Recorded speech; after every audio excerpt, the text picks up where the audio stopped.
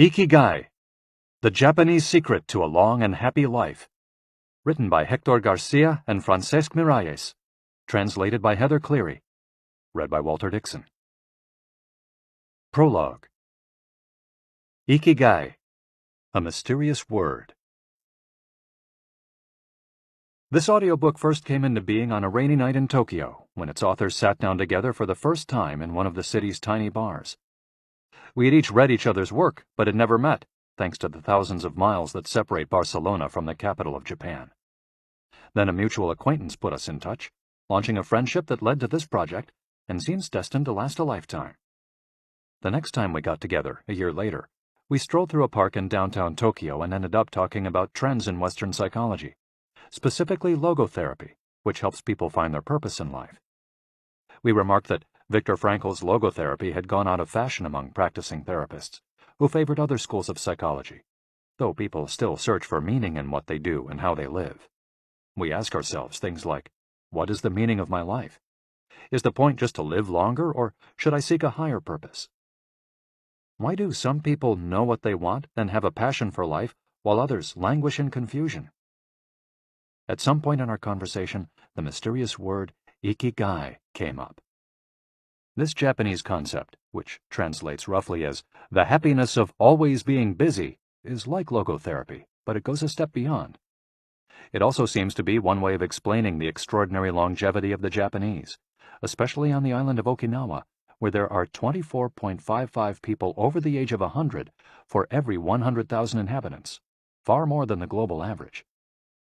Those who study why the inhabitants of this island in the south of Japan live longer than people anywhere else in the world believe that one of the keys, in addition to a healthful diet, a simple life in the outdoors, green tea, and the subtropical climate, its average temperature is like that of Hawaii, is the ikigai that shapes their lives. While researching this concept, we discovered that not a single book in the fields of psychology or personal development is dedicated to bringing this philosophy to the West. Is ikigai the reason there are more centenarians in Okinawa than anywhere else? How does it inspire people to stay active until the very end? What is the secret to a long and happy life? As we explored the matter further, we discovered that one place in particular, Ogimi, a rural town on the north end of the island with a population of 3,000, boasts the highest life expectancy in the world, a fact that has earned it the nickname of the Village of Longevity. Okinawa is where most of Japan's shikuwasa, a lime-like fruit that packs an extraordinary antioxidant punch, comes from. Could that be Ogimi's secret to long life?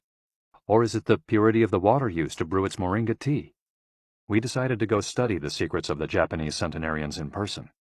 After a year of preliminary research, we arrived in the village, where residents speak an ancient dialect and practice an animist religion that features long-haired forest sprites called bunagaya, with our cameras and recording devices in hand. As soon as we arrived, we could sense the incredible friendliness of its residents, who laughed and joked incessantly amid lush green hills fed by crystalline waters. As we conducted our interviews with the eldest residents of the town, we realized that something far more powerful than just these natural resources was at work. An uncommon joy flows from its inhabitants and guides them through the long and pleasurable journey of their lives. Again, the mysterious ikigai. But what is it exactly? How do you get it? It never ceased to surprise us that this haven of nearly eternal life was located precisely in Okinawa, where 200,000 innocent lives were lost at the end of World War II.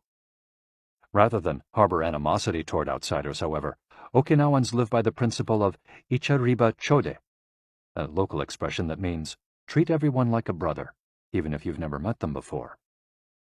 It turns out that one of the secrets to happiness of Ogimi's residents is feeling like part of a community. From an early age, they practice yui ma'aru, or teamwork, and so are used to helping one another. Nurturing friendships, eating light, getting enough rest, and doing regular, moderate exercise are all part of the equation of good health. But at the heart of the joie de vivre that inspires these centenarians to keep celebrating birthdays and cherishing each new day is their ikigai. The purpose of this audiobook is to bring the secrets of Japan's centenarians to you, and give you the tools to find your own ikigai, because those who discover their ikigai have everything they need for a long and joyful journey through life. Happy travels. Hector Garcia and Francesc Miralles. Chapter 1.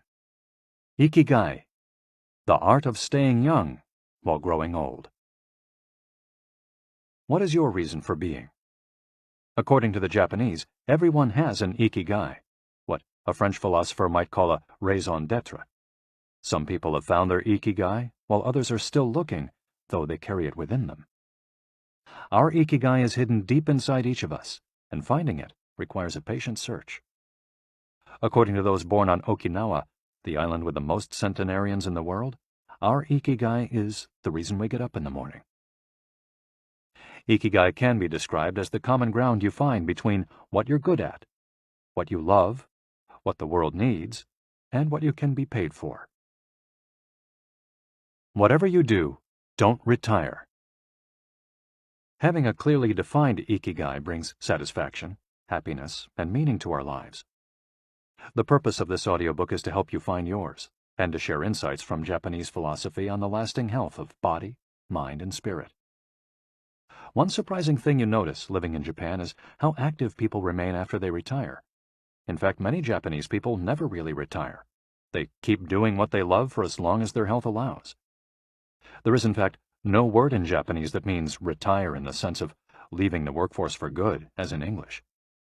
According to Dan Buettner, a National Geographic reporter who knows the country well, having a purpose in life is so important in Japanese culture that our idea of retirement simply doesn't exist there.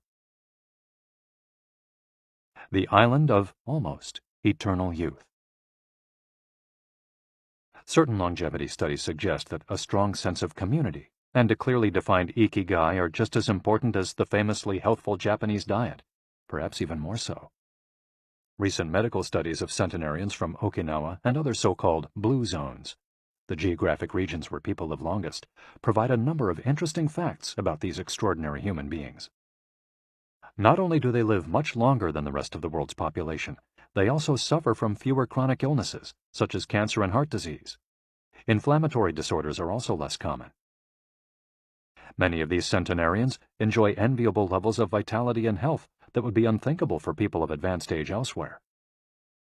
Their blood tests reveal fewer free radicals, which are responsible for cellular aging, as a result of drinking tea and eating until their stomachs are only 80% full.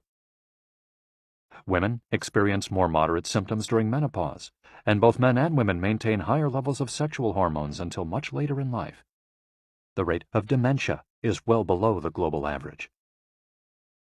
Though we'll consider each of these findings over the course of the audiobook, research clearly indicates that the Okinawans' focus on ikigai gives a sense of purpose to each and every day and plays an important role in their health and longevity. The characters behind ikigai.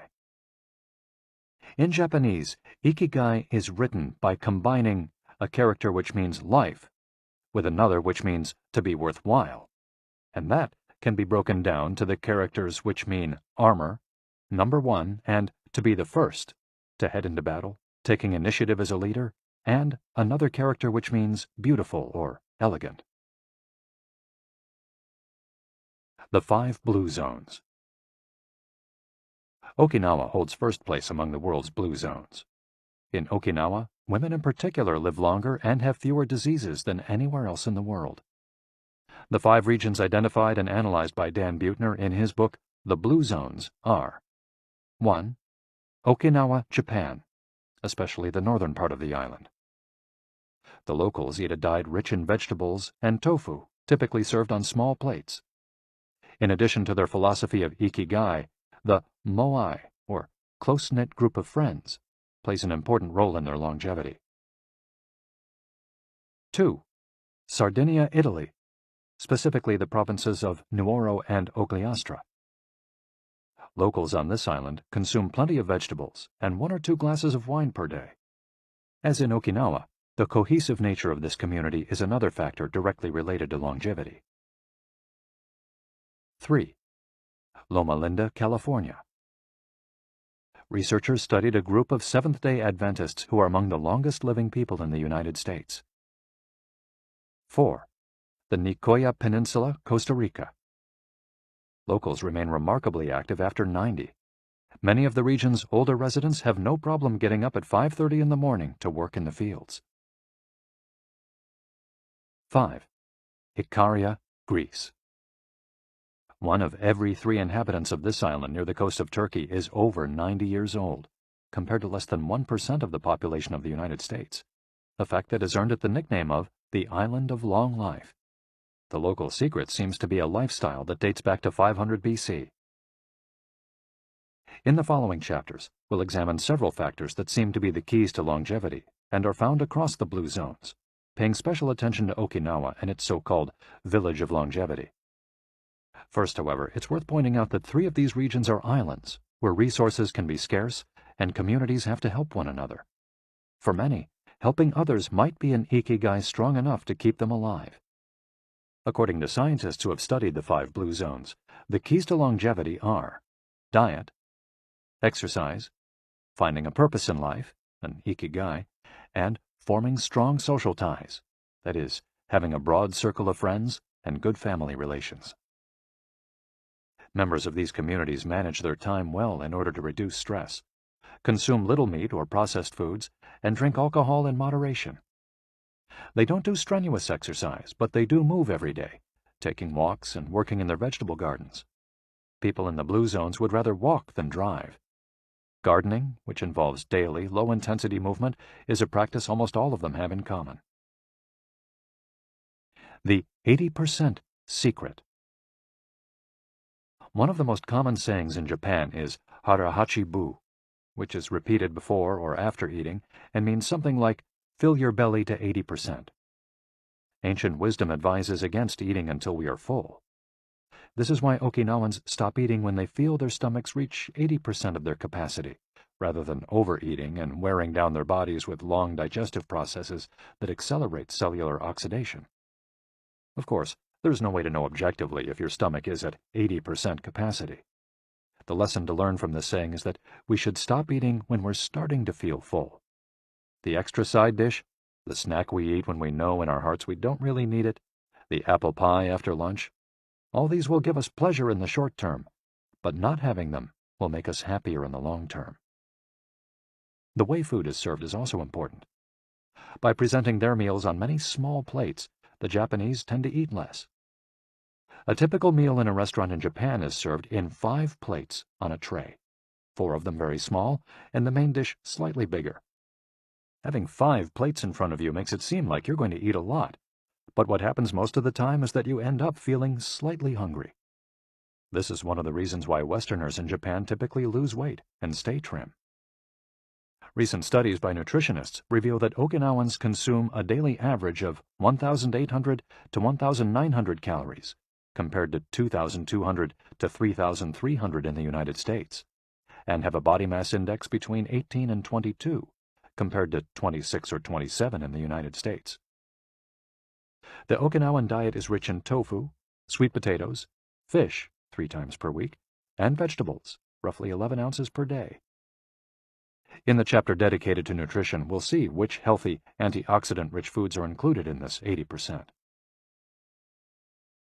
Moai, connected for life.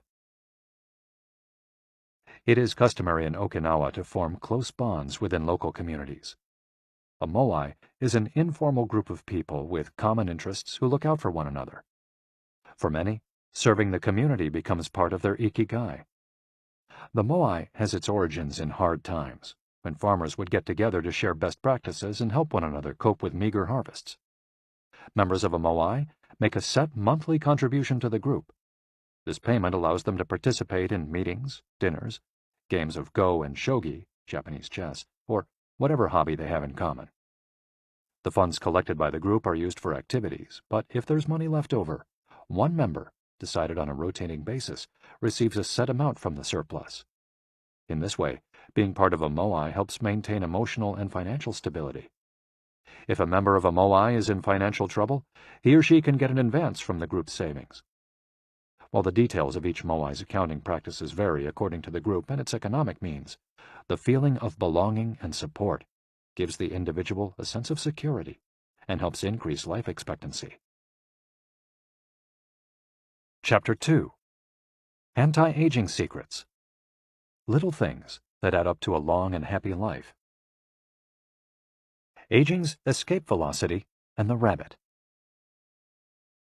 Imagine a sign far off in the future with a number on it that represents the age of your death. Every year that you live, you advance closer to the sign. When you reach the sign, you die. Now, imagine a rabbit holding the sign and walking to the future. Every year that you live, the rabbit is half a year as far away. After a while, you will reach the rabbit and die. But what if the rabbit could walk at a pace of 1 year for every year of your life? You would never be able to catch the rabbit, and therefore you would never die. The speed at which the rabbit walks to the future is our technology. The more we advance technology and knowledge of our bodies, the faster we can make the rabbit walk. Aging's escape velocity is the moment at which the rabbit walks at a pace of 1 year per year or faster, and we become immortal. Aging's escape velocity. For more than a century, we've managed to add an average of 0.3 years to our life expectancy every year. But what would happen if we had the technology to add a year of life expectancy every year? In theory, we would achieve biological immortality, having reached aging's escape velocity. Researchers with an eye to the future, such as Ray Kurzweil and Aubrey de Grey, claim that we'll reach this escape velocity in a matter of decades.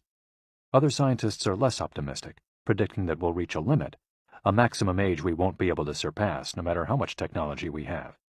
For example, some biologists assert that our cells stop regenerating after about 120 years. Active mind, youthful body. There is much wisdom in the classic saying, mens sana in corpore sano, a sound mind and a sound body. It reminds us that both mind and body are important, and that the health of one is connected to that of the other. It's been shown that maintaining an active, adaptable mind is one of the key factors in staying young. Having a youthful mind also drives you toward a healthy lifestyle that will slow the aging process. Just as a lack of physical exercise has negative effects on our bodies and mood, a lack of mental exercise is bad for us because it causes our neurons and neural connections to deteriorate, and as a result, reduces our ability to react to our surroundings. This is why it's so important to give your brain a workout. One pioneer in advocating for mental exercise is the Israeli neuroscientist Shlomo Bresnitz, who argues that the brain needs a lot of stimulation in order to stay in shape. As he stated in an interview with Edward Punset for the Spanish television program Redis, there is a tension between what is good for someone and what they want to do. This is because people, especially older people, like to do things as they've always done them. The problem is that when the brain develops ingrained habits, it doesn't need to think anymore. Things get done quickly and efficiently on automatic pilot, often in a very advantageous way. This creates a tendency to stick to routines, and the only way of breaking these is to confront the brain with new information. Presented with new information, the brain creates new connections and is revitalized. This is why it's so important to expose yourself to change, even if stepping outside your comfort zone means feeling a bit of anxiety. The effects of mental training have been scientifically demonstrated. According to Collins Hemingway and Shlomo Bresnitz in their book Maximum Brain Power, Challenging the Brain for Health and Wisdom, mental training is beneficial on many levels. You begin exercising your brain by doing a certain task for the first time, he writes, and at first it seems very difficult, but as you learn how to do it, the training is already working. The second time you realize that it's easier, not harder to do because you're getting better at it. This has a fantastic effect on a person's mood. In and of itself, it's a transformation that affects not only the results obtained, but also his or her self-image. This description of a mental workout might sound a bit formal, but simply interacting with others, playing a game, for example, offers new stimuli and helps prevent the depression that can come with solitude. Our neurons start to age while we're still in our 20s. This process is slowed, however, by intellectual activity, curiosity, and a desire to learn. Dealing with new situations, learning something new every day, playing games, and interacting with other people seem to be essential for anti-aging strategies for the mind. Furthermore, a more positive outlook in this regard will yield greater mental benefits. Stress, accused of killing longevity. Many people seem older than they are. Research into the causes of premature aging has shown that stress has a lot to do with it, because the body wears down much faster during periods of crisis. The American Institute of Stress investigated this degenerative process and concluded that most health problems are caused by stress. Researchers at the Heidelberg University Hospital conducted a study in which they subjected a young doctor to a job interview, which they made even more stressful by forcing him to solve complex math problems for 30 minutes. Afterward, they took a blood sample. What they discovered was that his antibodies had reacted to stress the same way they react to pathogens, activating the proteins that trigger an immune response. The problem is that this response not only neutralizes harmful agents, it also damages healthy cells, leading them to age prematurely.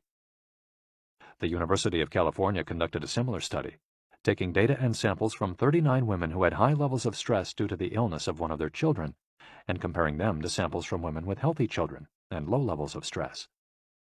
They found that stress promotes cellular aging by weakening cell structures known as telomeres, which affect cellular regeneration and how our cells age.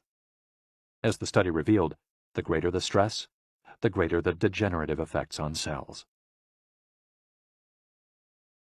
How does stress work?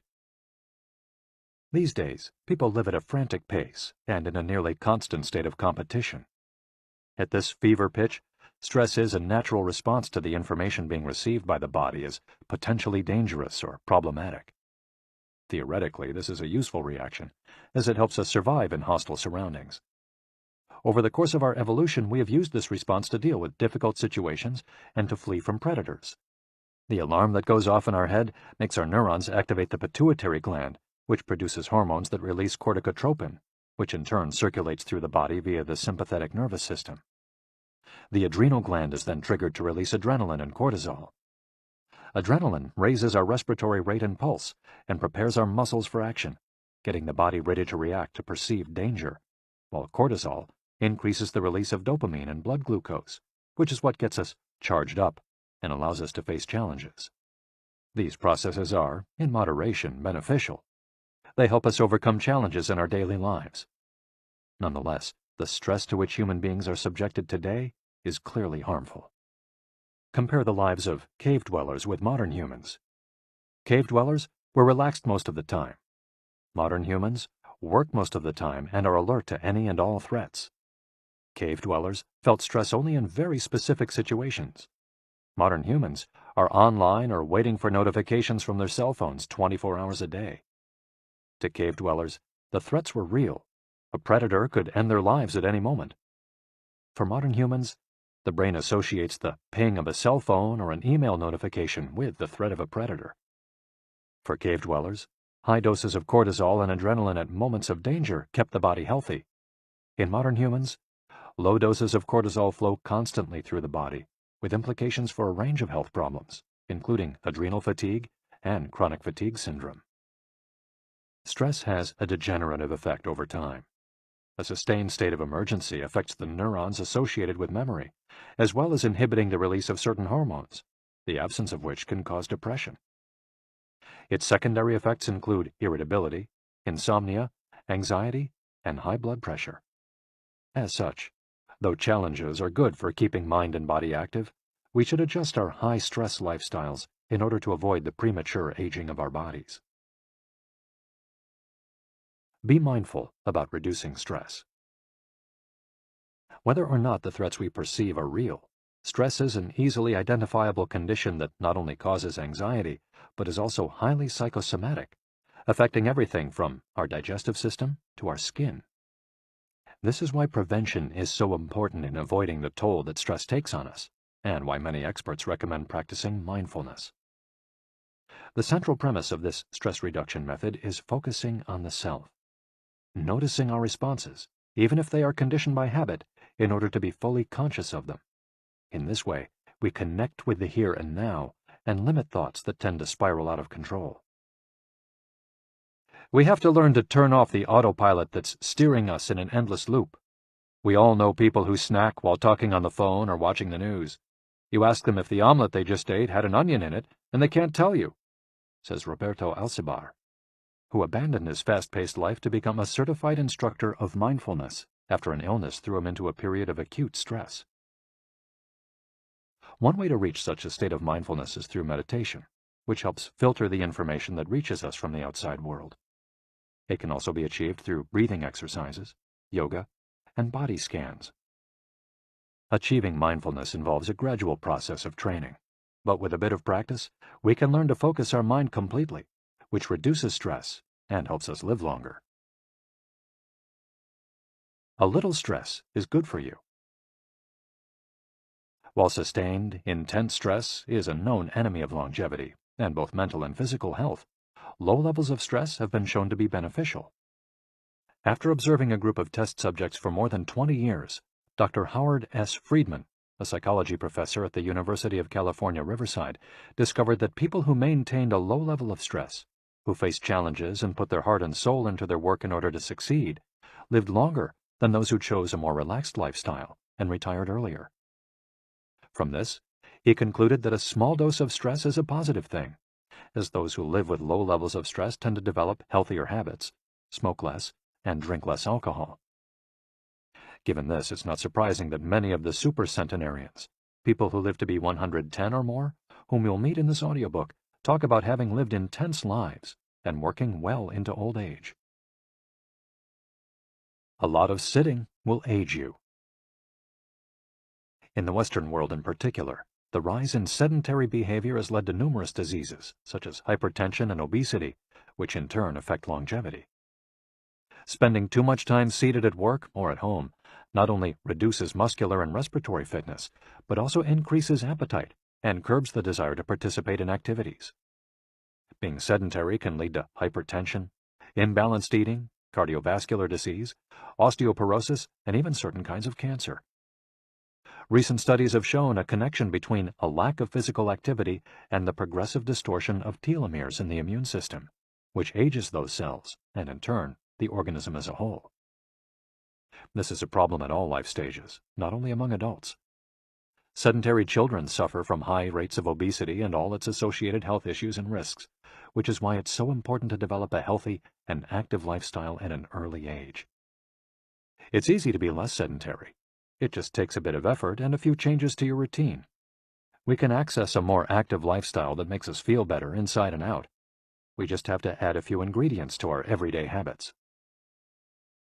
Walk to work, or just go on a walk, for at least 20 minutes each day. Use your feet instead of an elevator or escalator. This is good for your posture, your muscles, and your respiratory system, among other things. Participate in social or leisure activities, so that you don't spend too much time in front of the television. Replace your junk food with fruit, and you'll have less of an urge to snack and more nutrients in your system. Get the right amount of sleep.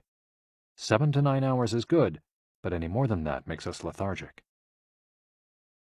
Play with children or pets, or join a sports team. This not only strengthens the body, but also stimulates the mind and boosts self-esteem.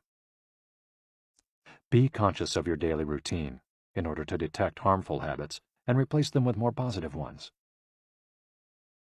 By making these small changes, we can begin to renew our bodies and minds and increase our life expectancy. A model's best-kept secret. Though we age both externally and internally, both physically and mentally, one of the things that tell us the most about people's age is their skin, which takes on different textures and colors according to processes going on beneath the surface. Most of those who make their living as models claim to sleep between 9 and 10 hours the night before a fashion show. This gives their skin a taut, wrinkle-free appearance and a healthy, radiant glow. Science has shown that sleep is a key anti-aging tool because when we sleep, we generate melatonin, a hormone that occurs naturally in our bodies. The pineal gland produces it from the neurotransmitter serotonin, according to our diurnal and nocturnal rhythms, and it plays a role in our sleep and waking cycles. A powerful antioxidant, melatonin, helps us live longer and also offers the following benefits. It strengthens the immune system. It contains an element that protects against cancer. It promotes the natural production of insulin. It slows the onset of Alzheimer's disease. It helps prevent osteoporosis and fight heart disease. For all these reasons, melatonin is a great ally in preserving youth. It should be noted, however, that melatonin production decreases after age 30. We can compensate for this by eating a balanced diet and getting more calcium, soaking up a moderate amount of sun each day, getting enough sleep, avoiding stress, alcohol, tobacco, and caffeine, all of which make it harder to get a good night's rest, depriving us of the melatonin we need. Experts are trying to determine whether artificially stimulating production of melatonin might help slow the aging process, which would confirm the theory that we already carry the secret to longevity within us. Anti-aging attitudes. The mind has tremendous power over the body and how quickly it ages. Most doctors agree that the secret to keeping the body young is keeping the mind active, a key element of IKIGAI, and not caving in when we face difficulties throughout our lives. One study, conducted at Yeshiva University, found that the people who live the longest have two dispositional traits in common: a positive attitude and a high degree of emotional awareness. In other words, those who face challenges with a positive outlook and are able to manage their emotions are already well on their way toward longevity. A stoic attitude, serenity in the face of a setback, can also help keep you young, as it lowers anxiety and stress levels and stabilizes behavior. This can be seen in the greater life expectancies of certain cultures with unhurried, deliberate lifestyles. Many centenarians and supercentenarians have similar profiles. They've had full lives that were difficult at times, but they knew how to approach these challenges with a positive attitude and not be overwhelmed by the obstacles they faced.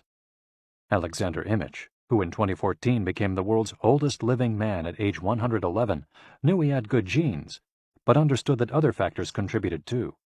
"The life you live is equally or more important for longevity," he said in an interview with Reuters after being added to Guinness World Records in 2014. An Ode to Longevity. During our stay in Ogimi, the village that holds the Guinness record for longevity, a woman who was about to turn 100 years old sang the following song for us in a mixture of Japanese and the local dialect. "To keep healthy and have a long life, eat just a little of everything with relish. Go to bed early, get up early, and then go out for a walk. We live each day with serenity, and we enjoy the journey. To keep healthy and have a long life, we get on well with all our friends. Spring, summer, fall, winter, we happily enjoy all the seasons. The secret is not to get distracted by how old the fingers are, from the fingers to the head and back once again. If you keep moving with your fingers working, 100 years will come to you." Chapter 3. From Logotherapy to Ikigai. How to live longer and better by finding your purpose. What is logotherapy? A colleague once asked Viktor Frankl to define his school of psychology in a single phrase, to which Frankl replied, "Well, in logotherapy, the patient sits up straight and has to listen to things that are, on occasion, hard to hear." The colleague had just described psychoanalysis to him in the following terms. "In psychoanalysis, the patient lies down on a couch and tells you things that are, on occasion, hard to say." Frankl explains that one of the first questions he would ask his patients was, "Why do you not commit suicide?" Usually the patient found good reasons not to and was able to carry on. What then does logotherapy do? The answer is pretty clear. It helps you find reasons to live. Logotherapy pushes patients to consciously discover their life's purpose in order to confront their neuroses. Their quest to fulfill their destiny then motivates them to press forward, breaking the mental chains of the past and overcoming whatever obstacles they encounter along the way. Something to live for.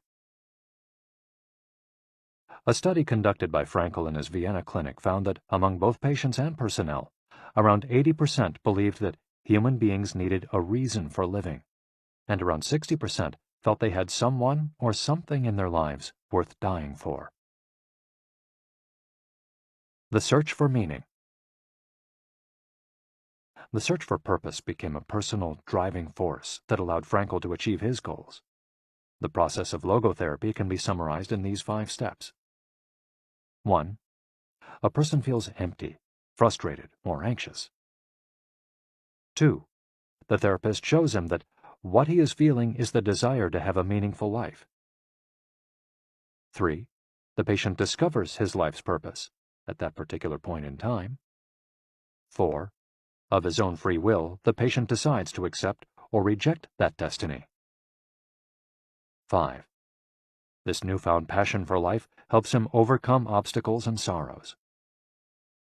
Frankl himself would live and die for his principles and ideals. His experiences as a prisoner at Auschwitz showed him that everything can be taken from a man but one thing, the last of the human freedoms: to choose one's attitude in any given set of circumstances, to choose one's own way.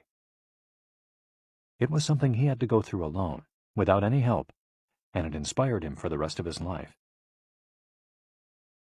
10 differences between psychoanalysis and logotherapy. Psychoanalysis: the patient reclines on a couch, like a patient. Logotherapy: the patient sits facing the therapist, who guides him or her without passing judgment. Psychoanalysis is retrospective, it looks to the past. Logotherapy looks toward the future. Psychoanalysis is introspective, it analyzes neuroses. Logotherapy does not delve into the patient's neuroses. In psychoanalysis, the drive is toward pleasure. In logotherapy, the drive is toward purpose and meaning. Psychoanalysis centers on psychology. Logotherapy includes a spiritual dimension. Psychoanalysis works on psychogenic neuroses. Logotherapy also works on noogenic or existential neuroses. Psychoanalysis analyzes the unconscious origin of conflicts, instinctual dimension. Logotherapy deals with conflicts when and where they arise, spiritual dimension. Psychoanalysis limits itself to the patient's instincts. Logotherapy also deals with spiritual realities. Psychoanalysis is fundamentally incompatible with faith. Logotherapy is compatible with faith. Psychoanalysis seeks to reconcile conflicts and satisfy impulses and instincts. Logotherapy seeks to help the patient find meaning in his life and satisfy his moral principles. Fight for yourself. Existential frustration arises when our life is without purpose or when that purpose is skewed. In Frankl's view, however, there's no need to see this frustration as an anomaly or a symptom of neurosis. Instead, it can be a positive thing, a catalyst for change. Logotherapy does not see this frustration as mental illness, the way other forms of therapy do, but rather as spiritual anguish, a natural and beneficial phenomenon that drives those who suffer from it to seek a cure, whether on their own or with the help of others, and in so doing, find greater satisfaction in life. It helps them change their own destiny. Logotherapy enters the picture if a person needs help doing this, if he needs guidance in discovering his life's purpose, and later in overcoming conflict so he can keep moving towards his objective.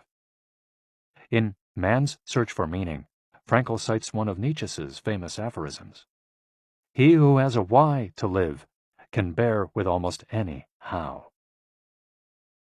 Based on his own experience, Frankl believed that our health depends on that natural tension that comes from comparing what we've accomplished so far with what we'd like to achieve in the future. What we need, then, is not a peaceful existence, but a challenge we can strive to meet by applying all the skills at our disposal. Existential crisis, on the other hand, is typical of modern societies in which people do what they're told to do or what others do, rather than what they want to do. They often try to fill the gap between what is expected of them and what they want for themselves with economic power or physical pleasure, or by numbing their senses. It can even lead to suicide. Sunday neurosis, for example, is what happens when, without the obligations and commitments of the work week, the individual realizes how empty he is inside. He has to find a solution. Above all, he has to find his purpose, his reason for getting out of bed, his IKIGAI. I feel empty inside. In a study conducted at the Vienna Polyclinic Hospital, Frankl's team found that 55% of the patients they interviewed were experiencing some degree of existential crisis. According to logotherapy, discovering one's purpose in life helps an individual fill that existential void. Frankl, a man who faced his problems and turned his objectives into actions, could look back on his life in peace as he grew old. He did not have to envy those still enjoying their youth, because he had amassed a broad set of experiences that showed he had lived for something. Better living through logotherapy. A few key ideas. We don't create the meaning of our life, as Sartre claimed. We discover it. We each have a unique reason for being, which can be adjusted or transformed many times over the years. Just as worry often brings about precisely the thing that was feared, excessive attention to a desire, or hyperintention, can keep that desire from being fulfilled. Humor can help break negative cycles and reduce anxiety. We all have the capacity to do noble or terrible things. The side of the equation we end up on depends on our decisions, not on the condition in which we find ourselves.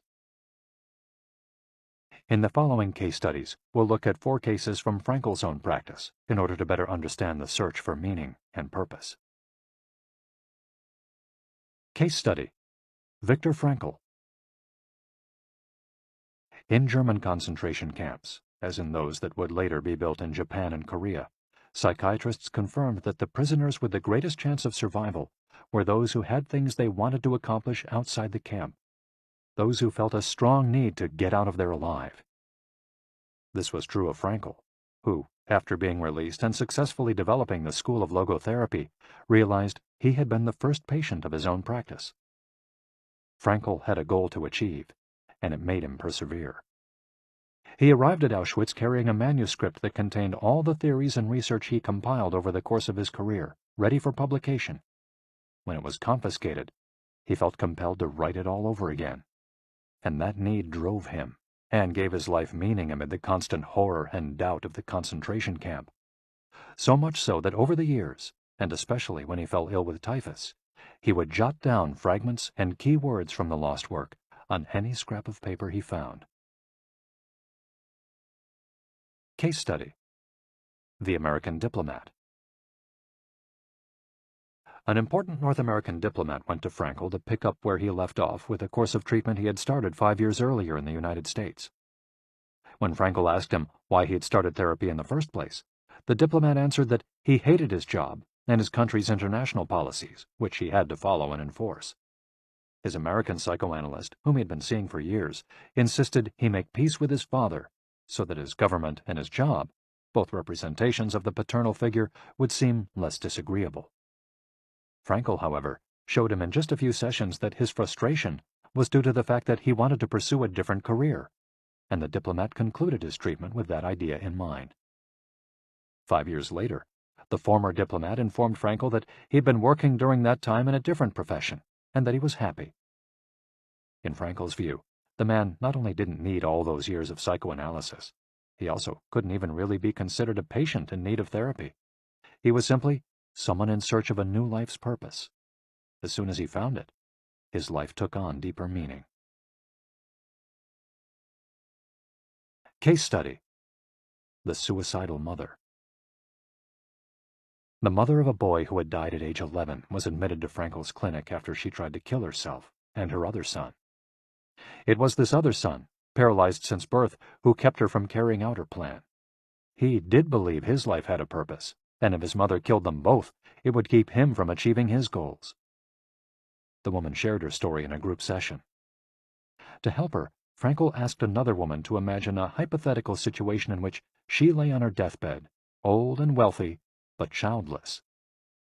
The woman insisted that, in that case, she would have felt her life had been a failure. When the suicidal mother was asked to perform the same exercise, imagining herself on her deathbed, she looked back and realized that she had done everything in her power for her children, for both of them. She had given her paralyzed son a good life, and he had turned into a kind, reasonably happy person.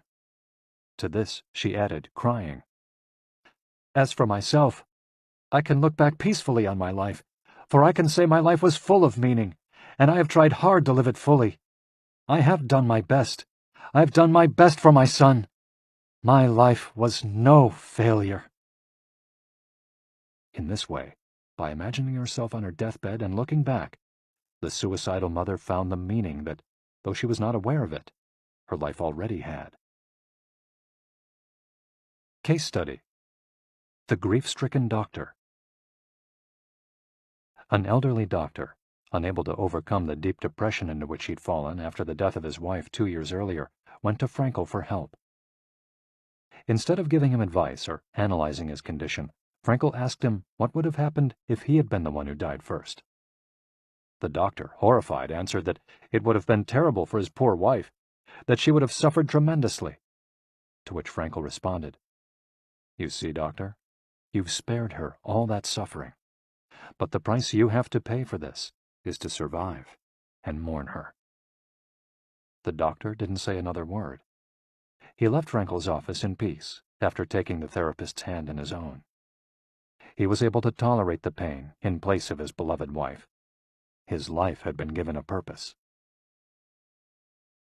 Morita therapy. In the same decade that logotherapy came into being, a few years earlier in fact, Shoma Morita created his own purpose-centered therapy in Japan. It proved to be effective in the treatment of neurosis, obsessive-compulsive disorder, and post-traumatic stress. In addition to being a psychotherapist, Shoma Morita was a Zen Buddhist, and his therapy left a lasting spiritual mark on Japan. Many Western forms of therapy focus on controlling or modifying the patient's emotions. In the West, we tend to believe that what we think influences how we feel, which in turn influences how we act. In contrast, Morita therapy focuses on teaching patients to accept their emotions without trying to control them, since their feelings will change as a result of their actions. In addition to accepting the patient's emotions, Morita therapy seeks to create new emotions on the basis of actions. According to Morita, these emotions are learned through experience and repetition. Morita therapy is not meant to eliminate symptoms. Instead, it teaches us to accept our desires, anxieties, fears, and worries, and let them go. As Morita writes in his book, Morita Therapy and the True Nature of Anxiety-Based Disorders, in feelings, it is best to be wealthy and generous. Morita explained the idea of letting go of negative feelings with the following fable. A donkey that is tied to a post by a rope will keep walking around the post in an attempt to free itself, only to become more immobilized and attached to the post. The same thing applies to people with obsessive thinking, who become more trapped in their own suffering when they try to escape from their fears and discomfort. The basic principles of Morita therapy. 1. Accept your feelings. If we have obsessive thoughts, we should not try to control them or get rid of them. If we do, they become more intense. Regarding human emotions, the Zen master would say, if we try to get rid of one wave with another, we end up with an infinite sea.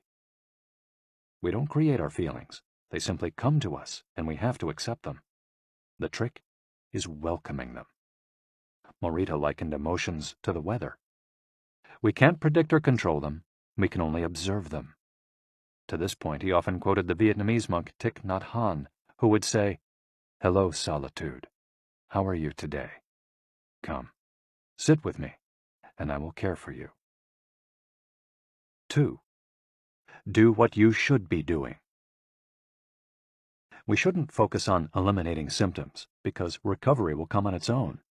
We should focus instead on the present moment, and if we're suffering, on accepting that suffering. Above all, we should avoid intellectualizing the situation. The therapist's mission is to develop the patient's character so he or she can face any situation, and character is grounded in the things we do. Morita therapy does not offer its patients explanations, but rather allows them to learn from their actions and activities. It doesn't tell you how to meditate or how to keep a diary the way Western therapies do. It's up to the patient to make discoveries through experience. 3. Discover your life's purpose. We can't control our emotions, but we can take charge of our actions every day. This is why we should have a clear sense of our purpose and always keep Morita's mantra in mind.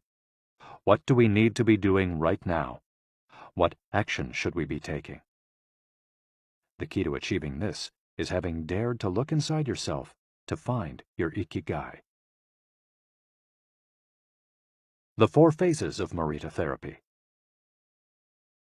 Morita's original treatment, which lasts 15 to 21 days, consists of the following stages.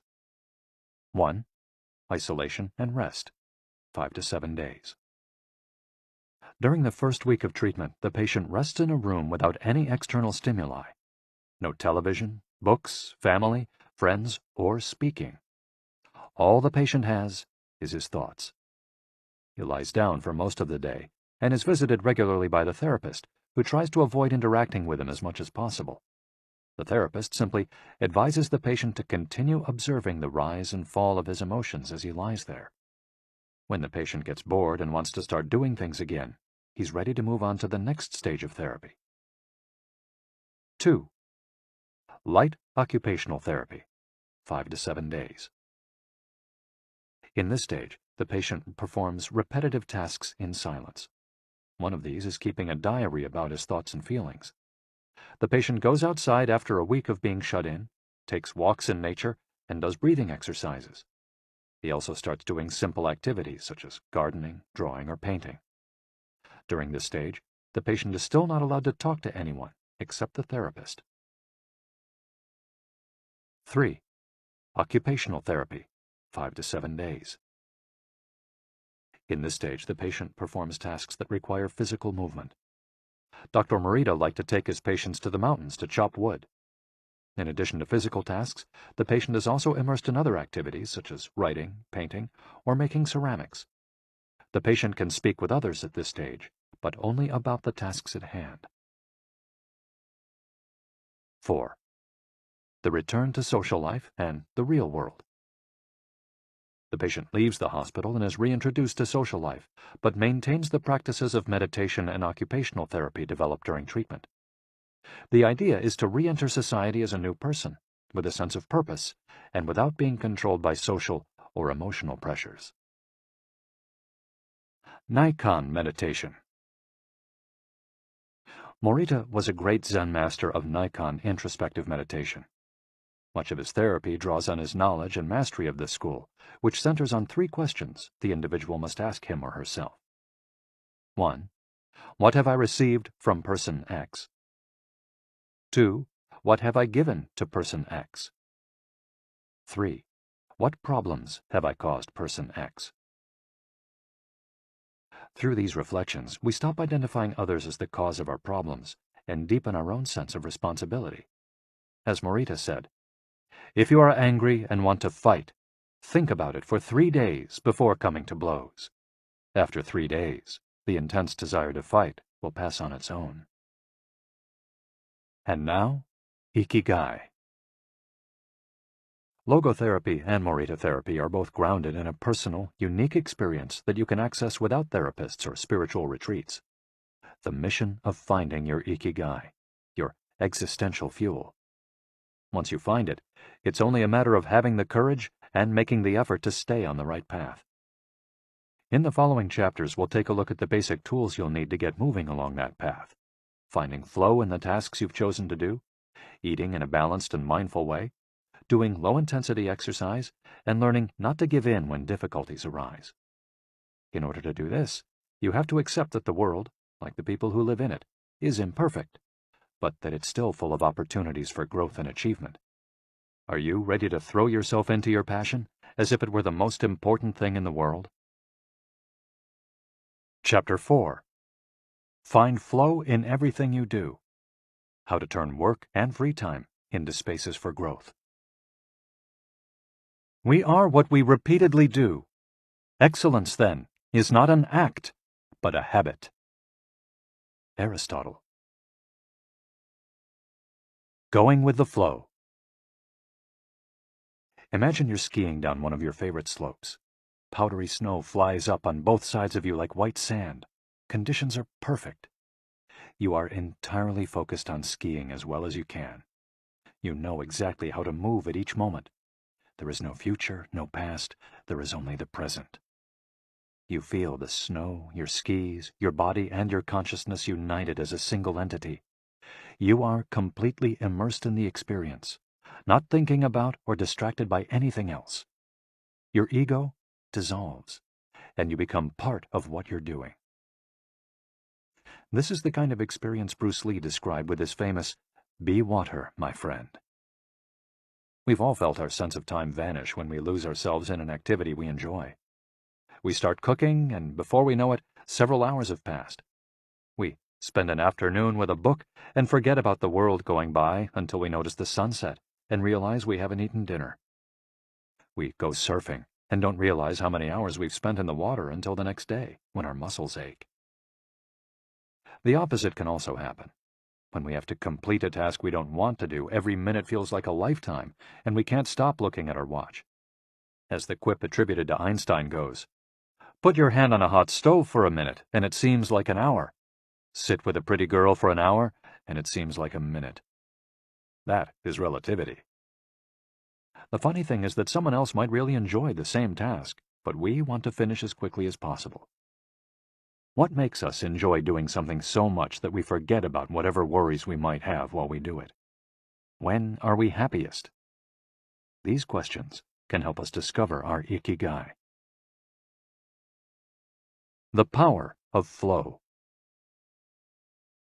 These questions are also at the heart of psychologist Mihai Csikszentmihalyi's research into the experience of being completely immersed in what we're doing.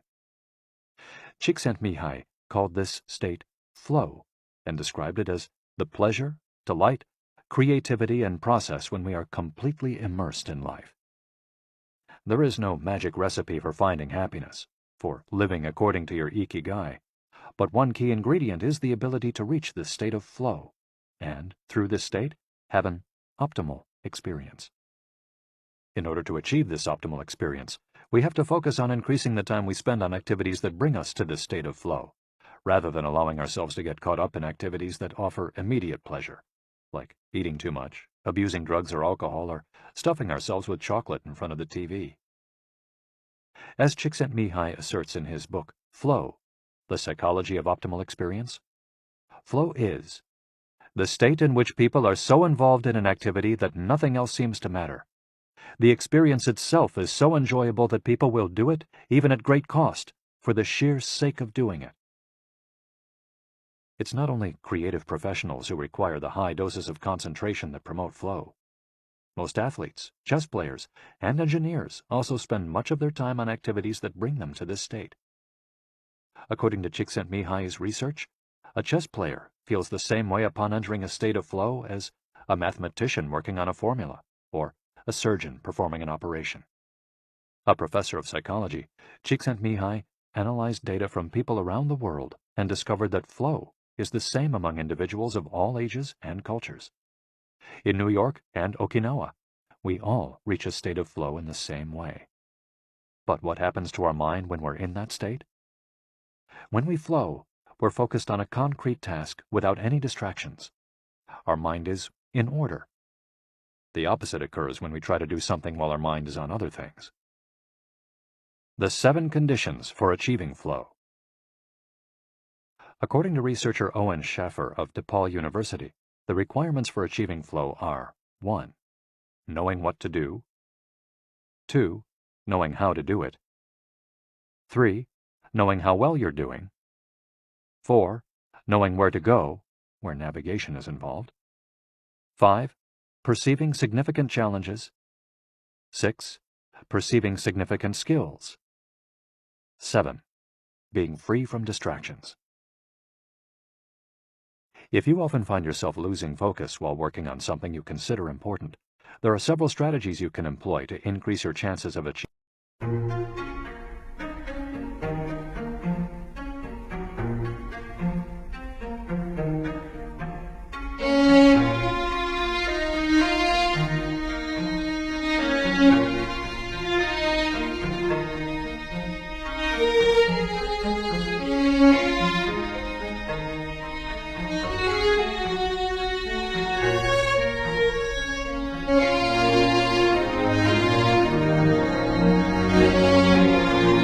Flow.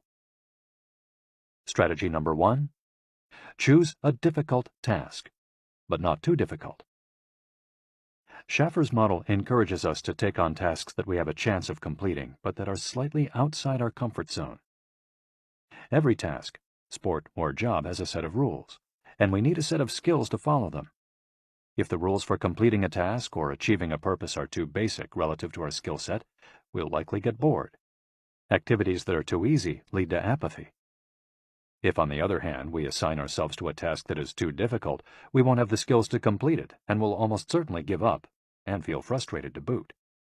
The ideal is to find a middle path, something aligned with our abilities but just a bit of a stretch, so we experience it as a challenge. That's what Ernest Hemingway meant when he said, "Sometimes I write better than I can." We want to see challenges through to the end because we enjoy the feeling of pushing ourselves. Bertrand Russell expressed a similar idea when he said, "To be able to concentrate for a considerable amount of time is essential to difficult achievement." If you're a graphic designer, learn a new software program for your next project. If you're a programmer, use a new programming language. If you're a dancer, try to incorporate into your next routine a movement that has seemed impossible for years.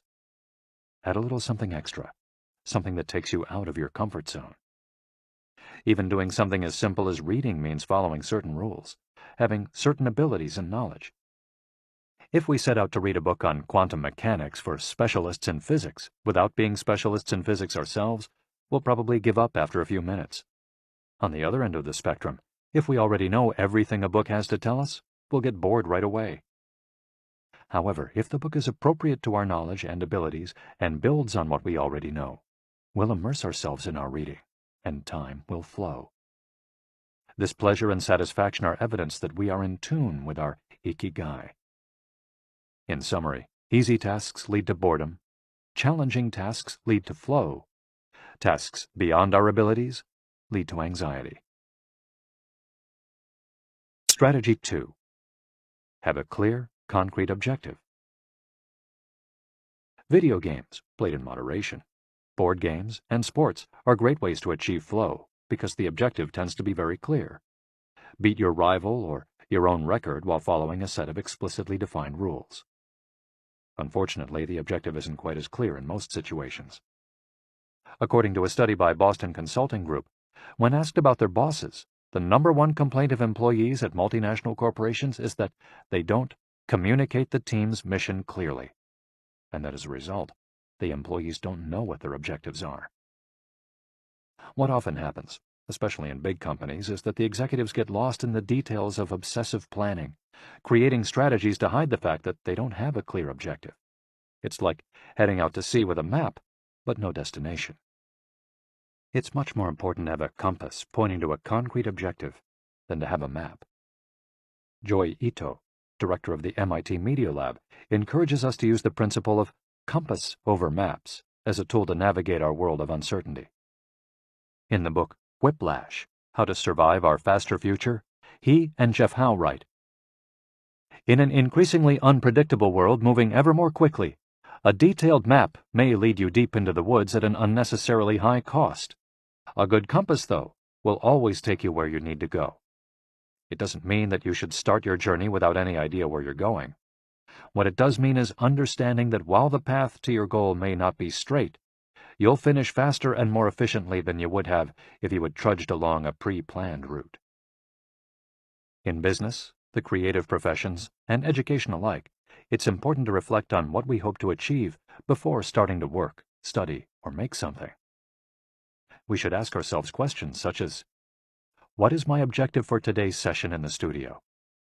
How many words am I going to write today for the article coming out next month? What is my team's mission? How fast will I set the metronome tomorrow in order to play that sonata at an allegro tempo by the end of the week? Having a clear objective is important in achieving flow, but we also have to know how to leave it behind when we get down to business. Once the journey has begun, we should keep this objective in mind without obsessing over it. When Olympic athletes compete for a gold medal, they can't stop to think how pretty the medal is.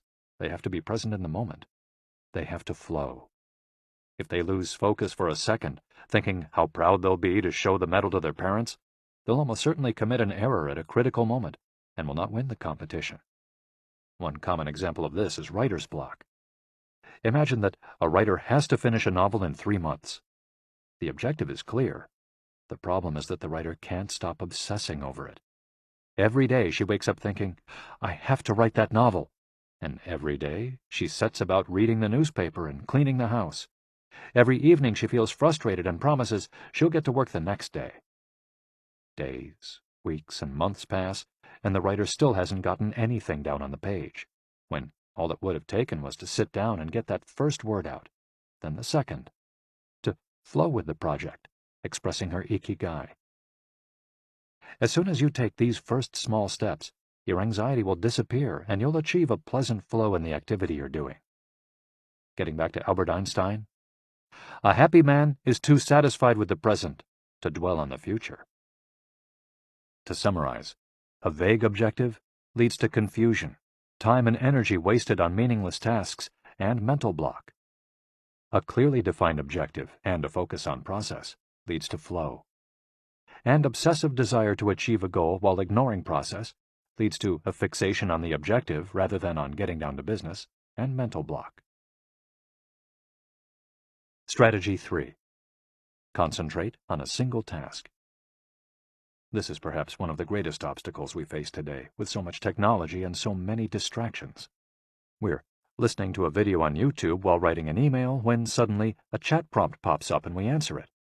Then our smartphone vibrates in our pocket. Just as soon as we respond to that message, we're back at our computer logging onto Facebook. Pretty soon, 30 minutes have passed, and we've forgotten what the email we were writing was supposed to be about. This also happens sometimes when we put on a movie with dinner and don't realize how delicious the salmon was until we're taking the last bite. We often think that combining tasks will save us time, but scientific evidence shows that it has the opposite effect. Even those who claim to be good at multitasking are not very productive. In fact, they are some of the least productive people. Our brains can take in millions of bits of information, but we can only actually process a few dozen per second. When we say we're multitasking, what we're really doing is switching back and forth between tasks very quickly. Unfortunately, we're not computers adept at parallel processing. We end up spending all our energy alternating between tasks instead of focusing on doing one of them well. Concentrating on one thing at a time may be the single most important factor in achieving flow. According to Csikszentmihalyi, in order to focus on a task, we need 1. To be in a distraction-free environment, and 2. To have control over what we're doing at every moment. Technology is great if we're in control of it. It's not so great if it takes control of us. For example, if you have to write a research paper, you might sit down at your computer and use Google to look up the information you need. However, if you're not very disciplined, you might end up surfing the web instead of writing that paper. In that case, Google and the Internet will have taken over, pulling you out of your state of flow. It has been scientifically shown that if we continually ask our brains to switch back and forth between tasks, we waste time, make more mistakes, and remember less of what we've done. Several studies conducted at Stanford University by Clifford Ivar Nass describe our generation as suffering from an epidemic of multitasking. One such study analyzed the behavior of hundreds of students, dividing them into groups based on the number of things they tended to do at once. The students who were the most addicted to multitasking typically alternated among more than 4 tasks. For example, taking notes while reading a textbook, listening to a podcast, answering messages on their smartphone, and sometimes checking their Twitter timeline. Each group of students was shown a screen with several red and several blue arrows. The objective of the exercise was to count the red arrows. At first, all the students answered correctly right away, without much trouble. As the number of blue arrows increased, the number of red arrows stayed the same, only their position changed, however. The students accustomed to multitasking had serious trouble counting the red arrows in the time allotted, or as quickly as the students who did not habitually multitask, for one very simple reason. They got distracted by the blue arrows. Their brains were trained to pay attention to every stimulus, regardless of its importance, while the brains of other students were trained to focus on a single task. In this case, counting the red arrows and ignoring the blue ones. Other studies indicate that working on several things at once lowers our productivity by at least 60% and our IQ by more than 10 points. One study funded by the Swedish Council for Working Life and Social Research found that a sample group of more than 4,000 young adults between the ages of 20 and 24 who were addicted to their smartphones got less sleep, felt less connected to their community at school, and were more likely to show signs of depression.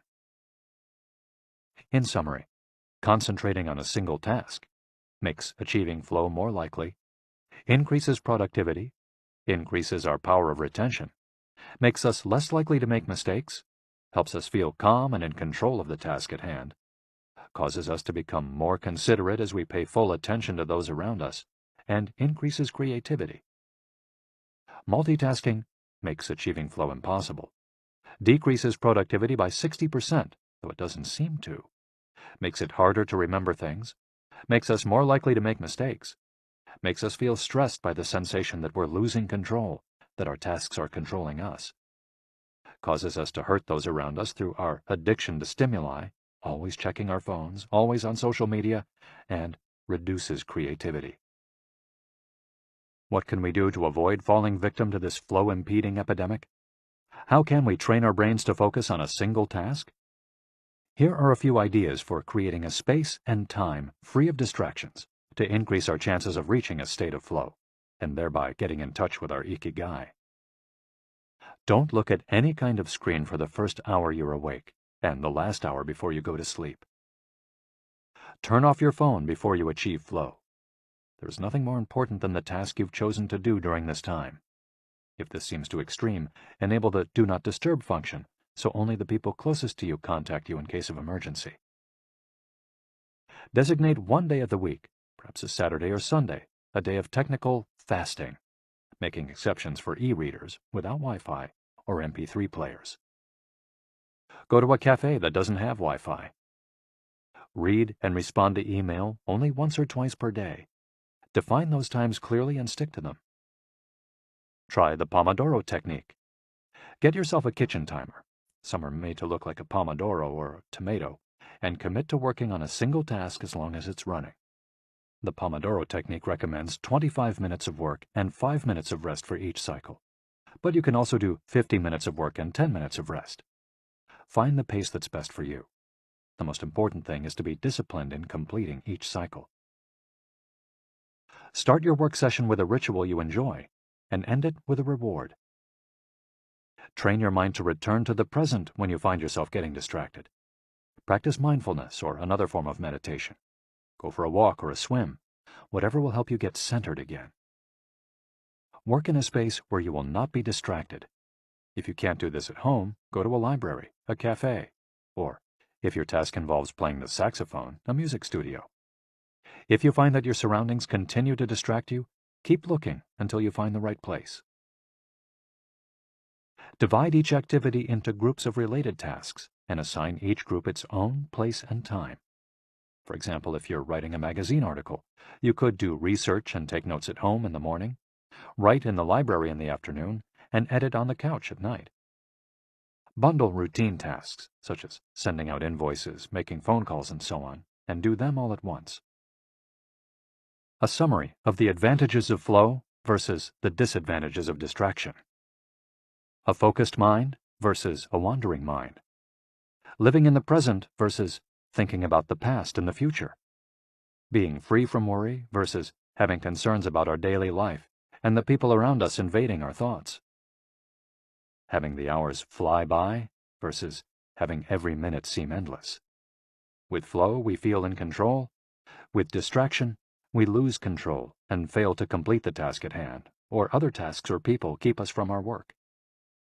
With flow, we prepare thoroughly. With distraction, we act without being prepared. With flow, we know what we should be doing at any given moment. When distracted, we frequently get stuck and don't know how to proceed. With flow, our mind is clear and overcomes all obstacles to the flow of thought. With distraction, we're plagued by doubts, concerns, and low self-esteem. With flow, it's pleasant. With distraction, it's boring and exhausting. And with flow, our ego fades. We're not the ones controlling the activity or task we're doing. The task is leading us. And with distraction, constant self-criticism.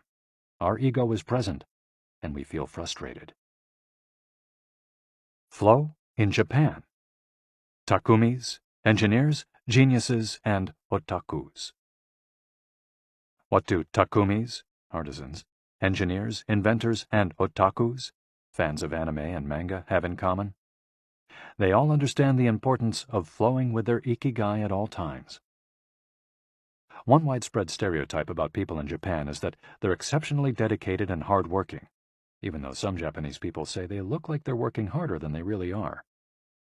There is no doubt, though, about their ability to be completely absorbed in a task, or about their perseverance when there's a problem to be solved. One of the first words one learns when starting Japanese lessons is ganbaru, which means to persevere, or to stay firm by doing one's best. Japanese people often apply themselves to even the most basic tasks with an intensity that borders on obsession. We see this in all kinds of contexts, from the retirees taking meticulous care of their rice fields in the mountains of Nagano to the college students working the weekend shift in convenience stores known as konbinis. If you go to Japan, you'll experience this attention to detail firsthand in almost every transaction. Walk into one of the stores that sell handcrafted objects in Naha, Kanazawa, or Kyoto, and you'll also discover that Japan is a treasure trove of traditional craftwork. The people of Japan have a unique talent for creating new technologies while preserving artisanal traditions and techniques. The art of the takumi. Toyota employs artisans who are able to make a certain type of screw by hand. These takumi, or experts in a particular manual skill, are extremely important at Toyota, and they are hard to replace. Some of them are the only people who know how to perform their exact skill, and it doesn't seem as though a new generation is going to take up the mantle. Turntable needles are another example. They're produced almost exclusively in Japan, where you can find the last remaining people who know how to use the machinery required to make these precision needles, and who are trying to pass on their knowledge to their descendants. We met a takumi on a visit to Kumano, a small town near Hiroshima. We were there for the day, working on a photo essay for one of the most famous brands of makeup brushes in the West. The billboard welcoming visitors to Kumano shows a mascot holding a large brush.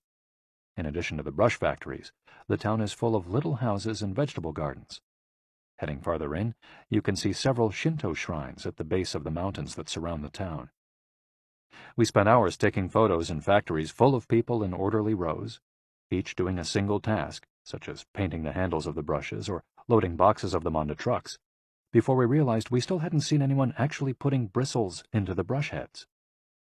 After we asked about this and got the runaround several times, the president of one company agreed to show us how it was done. He led us out of the building and asked us to get into his car. After a 5-minute drive, we parked next to another, smaller structure and climbed the stairs. He opened a door, and we walked into a small room filled with windows that let in lovely natural light.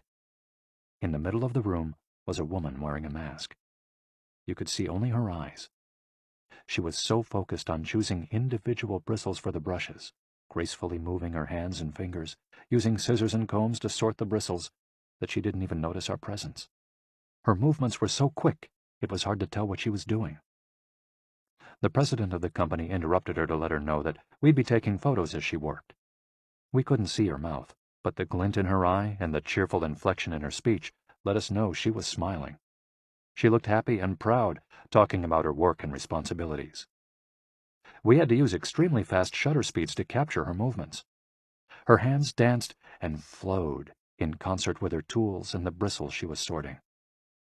The president told us that this takumi was one of the most important people in the company, even though she was hidden away in a separate building. Every bristle of every brush the company made passed through her hands. Steve Jobs in Japan. Apple co-founder Steve Jobs was a big fan of Japan. Not only did he visit the Sony factories in the 1980s and adopt many of their methods when he founded Apple, he was also captivated by the simplicity and quality of Japanese porcelain in Kyoto. It was not, however, an artisan from Kyoto who won Steve Jobs' devotion, but rather a takumi from Toyama named Yokio Shakunaga, who used a technique called Echu Setoyaki, known by only a few. On a visit to Kyoto, Jobs heard of an exhibition of Shakunaga's work. He immediately understood that there was something special about Shakunaga's porcelain. As a matter of fact, he bought several cups, vases, and plates, and went back to the show 3 times that week. Jobs returned to Kyoto several times over the course of his life in search of inspiration, and ended up meeting Shakunaga in person. It is said that Jobs had many questions for him, almost all of them about the fabrication process and the type of porcelain he used. Shakunaga explained that he used white porcelain he extracted himself from mountains in the Toyama prefecture, making him the only artist of his ilk familiar with the fabrication process of porcelain objects from their origins in the mountains to their final form, an authentic takumi. Jobs was so impressed that he considered going to Toyama to see the mountain where Shakunaga got his porcelain, but thought better of it when he heard that it was more than 4 hours by train from Kyoto. In an interview after Jobs' death, Shakunaga said he was very proud that his work had been appreciated by the man who created the iPhone. He added that Jobs' last purchase from him had been a set of 12 teacups. Jobs had asked for something special, a new style. To satisfy this request, Shakunaga made 150 teacups in the process of testing out new ideas. Of these, he chose the 12 best and sent them to the Jobs family. Ever since his first trip to Japan, Jobs was fascinated and inspired by the country's artisans, engineers, especially at Sony, philosophy, especially Zen, and cuisine, especially sushi. Sophisticated simplicity.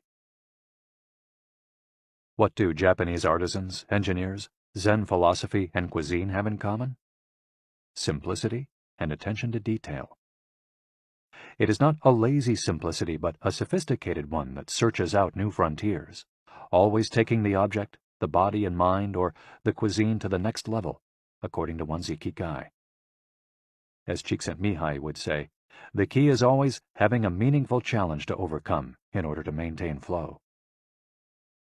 The documentary Jiro Dreams of Sushi gives us another example of a takumi, this time in the kitchen. Its protagonist has been making sushi every day for more than 80 years and owns a small sushi restaurant near the Ginza subway station in Tokyo.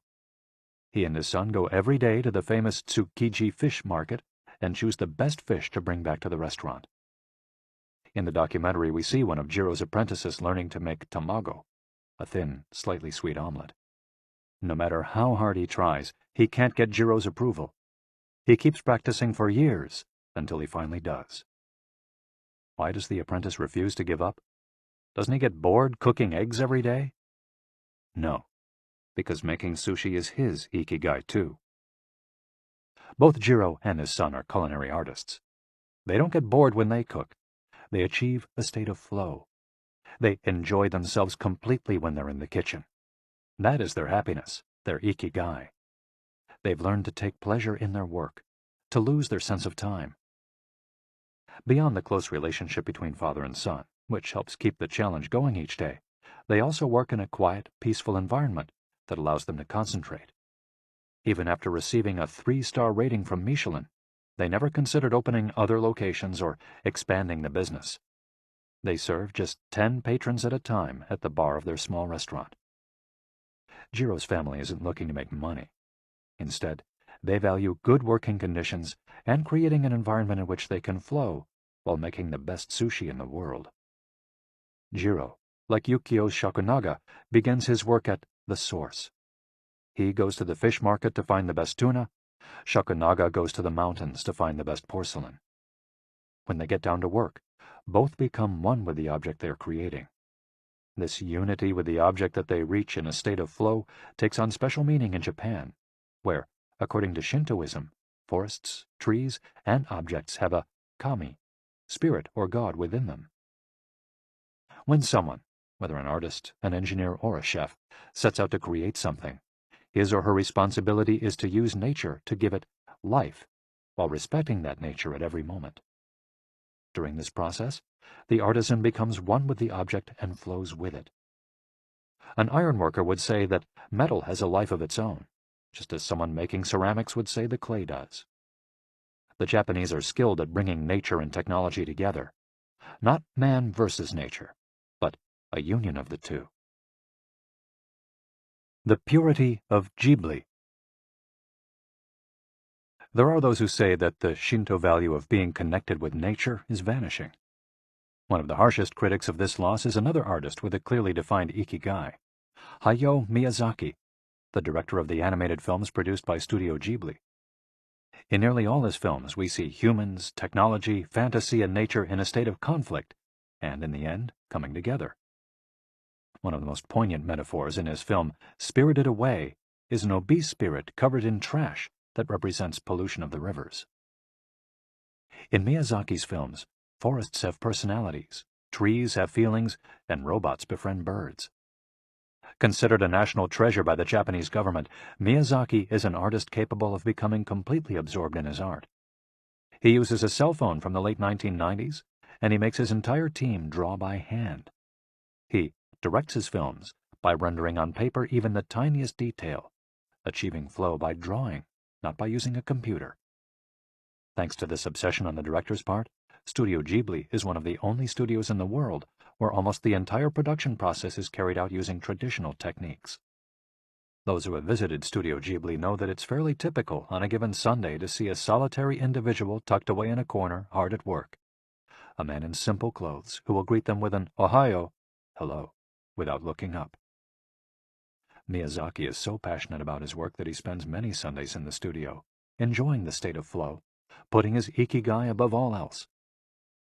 Visitors know that under no circumstances is one to bother Miyazaki, who is known for his quick temper, especially if he is interrupted while drawing. In 2013, Miyazaki announced he was going to retire. To commemorate his retirement, the television station NHK made a documentary showing him in his last days at work. He is drawing in nearly every scene of the film. In one scene, several of his colleagues are seen coming out of a meeting, and there he is, drawing in a corner, paying no attention to them.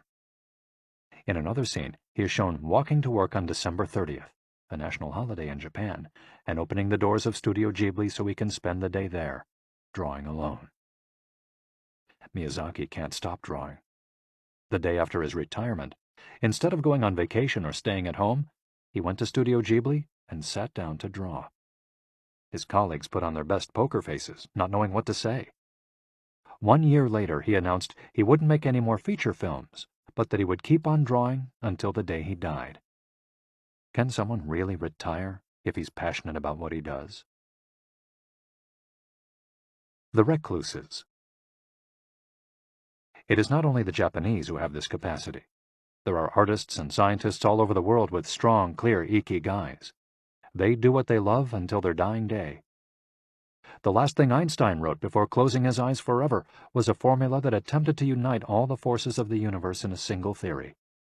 When he died, he was still doing what he loved. If he hadn't been a physicist, he said, he would have been happy as a musician. When he wasn't focused on physics or mathematics, he enjoyed playing the violin.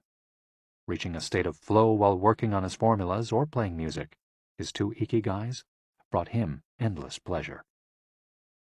Many such artists might seem misanthropic or reclusive, but what they are really doing is protecting the time that brings them happiness, sometimes at the expense of other aspects of their lives.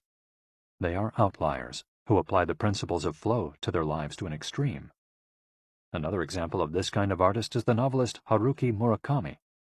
He sees only a close circle of friends and appears in public in Japan only once every few years. Artists know how important it is to protect their space, control their environment, and be free from distractions if they want to flow with their ikigai. Microflow. Enjoying mundane tasks.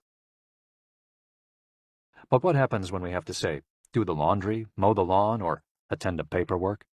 Is there a way to make these mundane tasks enjoyable? Near the Shinjuku subway station, in one of the neural centers of Tokyo, there is a supermarket that still employs elevator operators. The elevators are fairly standard and could easily be operated by the customers, but the store prefers to provide the service of someone holding the door open for you, pushing the button for your floor, and bowing as you exit. If you ask around, you'll learn that there is one elevator operator who has been doing the same job since 2004. She is always smiling and enthusiastic about her work. How is she able to enjoy such a job? Doesn't she get bored doing something so repetitive? On closer inspection, it becomes clear that the elevator operator is not just pushing buttons, but is instead performing a whole sequence of movements. She begins by greeting the customers with a song-like salutation, followed by a bow and a welcoming wave of the hand.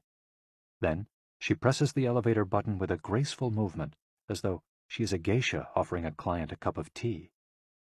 Csikszentmihalyi calls this microflow.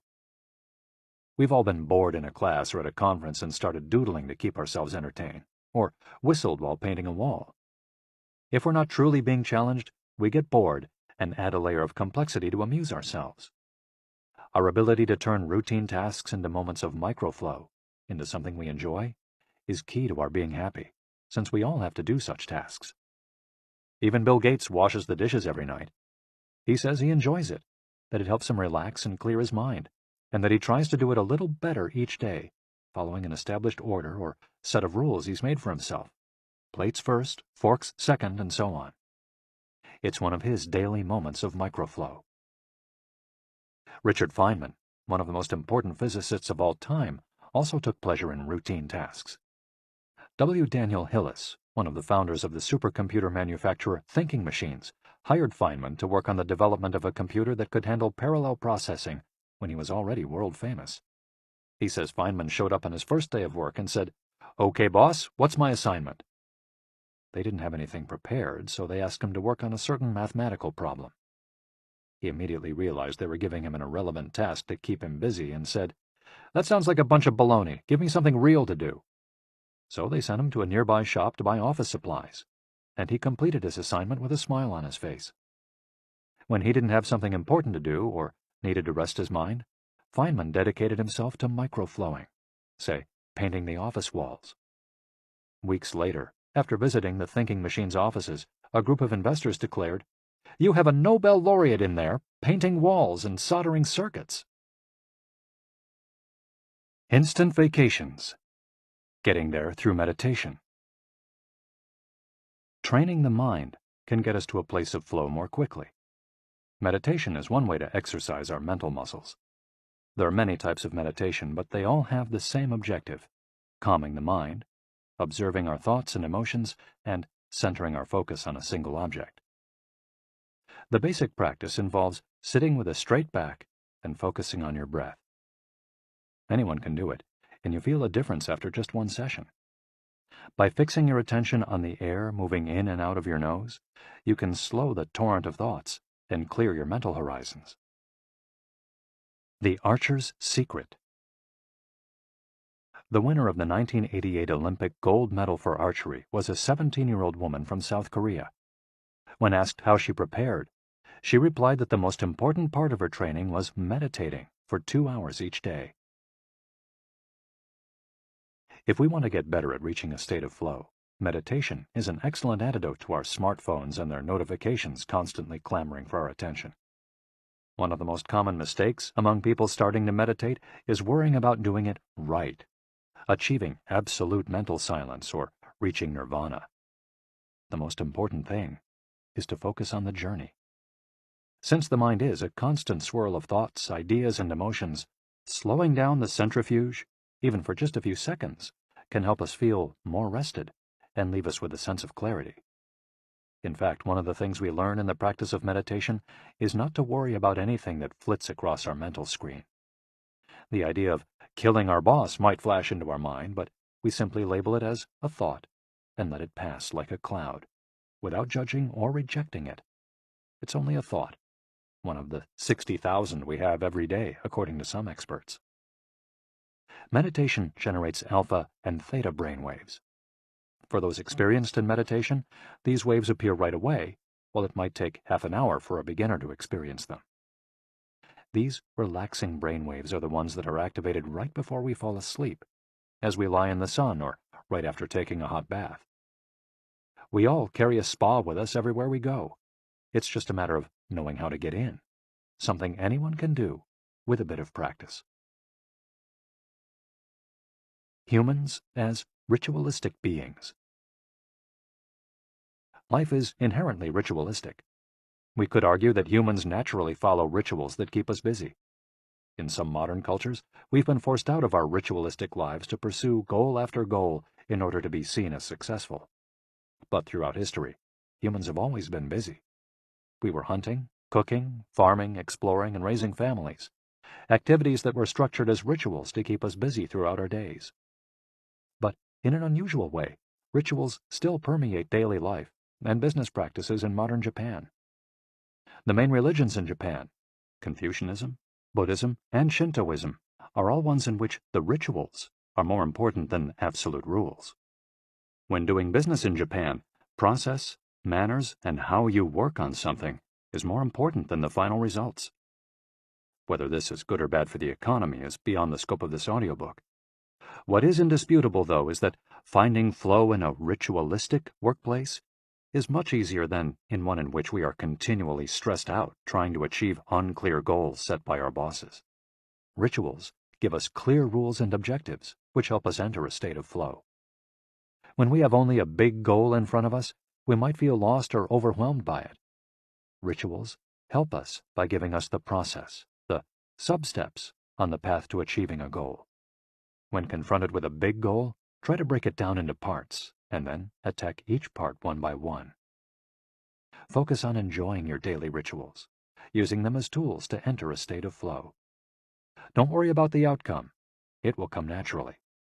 Happiness is in the doing, not in the result. As a rule of thumb, remind yourself, rituals over goals. The happiest people are not the ones who achieve the most. They're the ones who spend more time than others in a state of flow.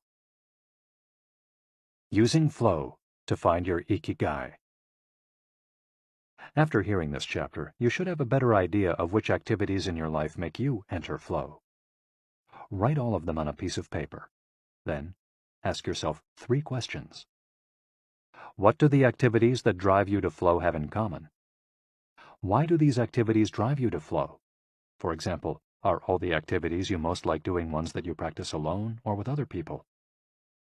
Do you flow more when doing things that require you to move your body, or just to think? In the answers to these questions, you might find the underlying IKIGAI that drives your life. If you don't, then keep searching by going deeper into what you like by spending more of your time in the activities that make you flow. Also, try new things that are not on the list of what makes you flow, but that are similar and that you're curious about. For example, if photography is something that drives you into flow, you could also try painting. You might even like it more. Or if you love snowboarding and have never tried surfing, flow is mysterious. It's like a muscle. The more you train it, the more you will flow, and the closer you'll be to your IKIGAI.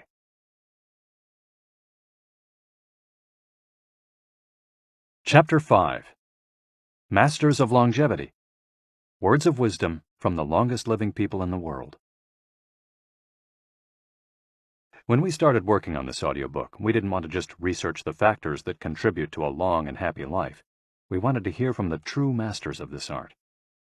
The interviews we conducted in Okinawa merit their own chapter, but in the section that precedes it, we've provided an overview of the life philosophies of a few international champions of longevity. We're talking about super centenarians, people who live to 110 years of age or more. The term was coined in 1970 by Norris McWhirter, editor of the Guinness Book of World Records. Its use became more widespread in the 1990s after it appeared in William Strauss and Neil Howe's Generations. Today, there are an estimated 300 to 450 supercentenarians in the world, although the age of only around 75 of them has been confirmed. They aren't superheroes, but we could see them as such for having spent far more time on this planet than the average life expectancy would predict.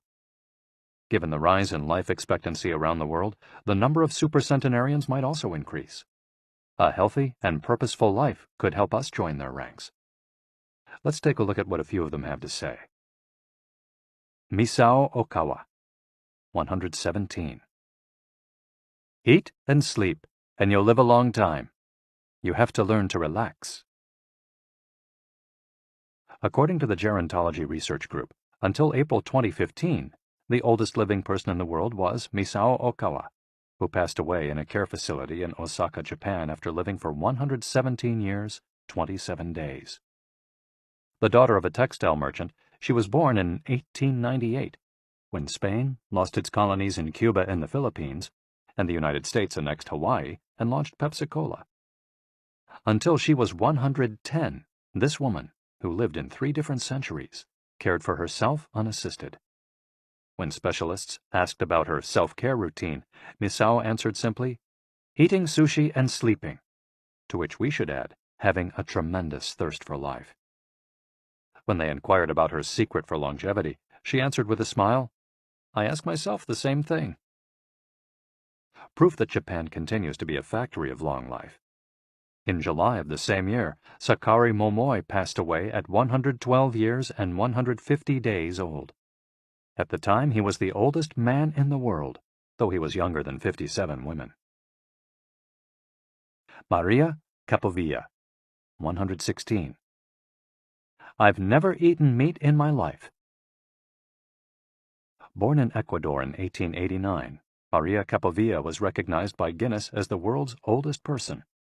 She died of pneumonia in 2006 at 116 years and 347 days old, leaving behind 3 children, 12 grandchildren, and 20 great and great-great-grandchildren. She gave one of her last interviews at age 107, sharing her memories and her thoughts. I'm happy, and I give thanks to God who keeps me going. I never thought I'd live so long. I thought I'd die long ago. My husband, Antonio Capovilla, was the captain of a ship.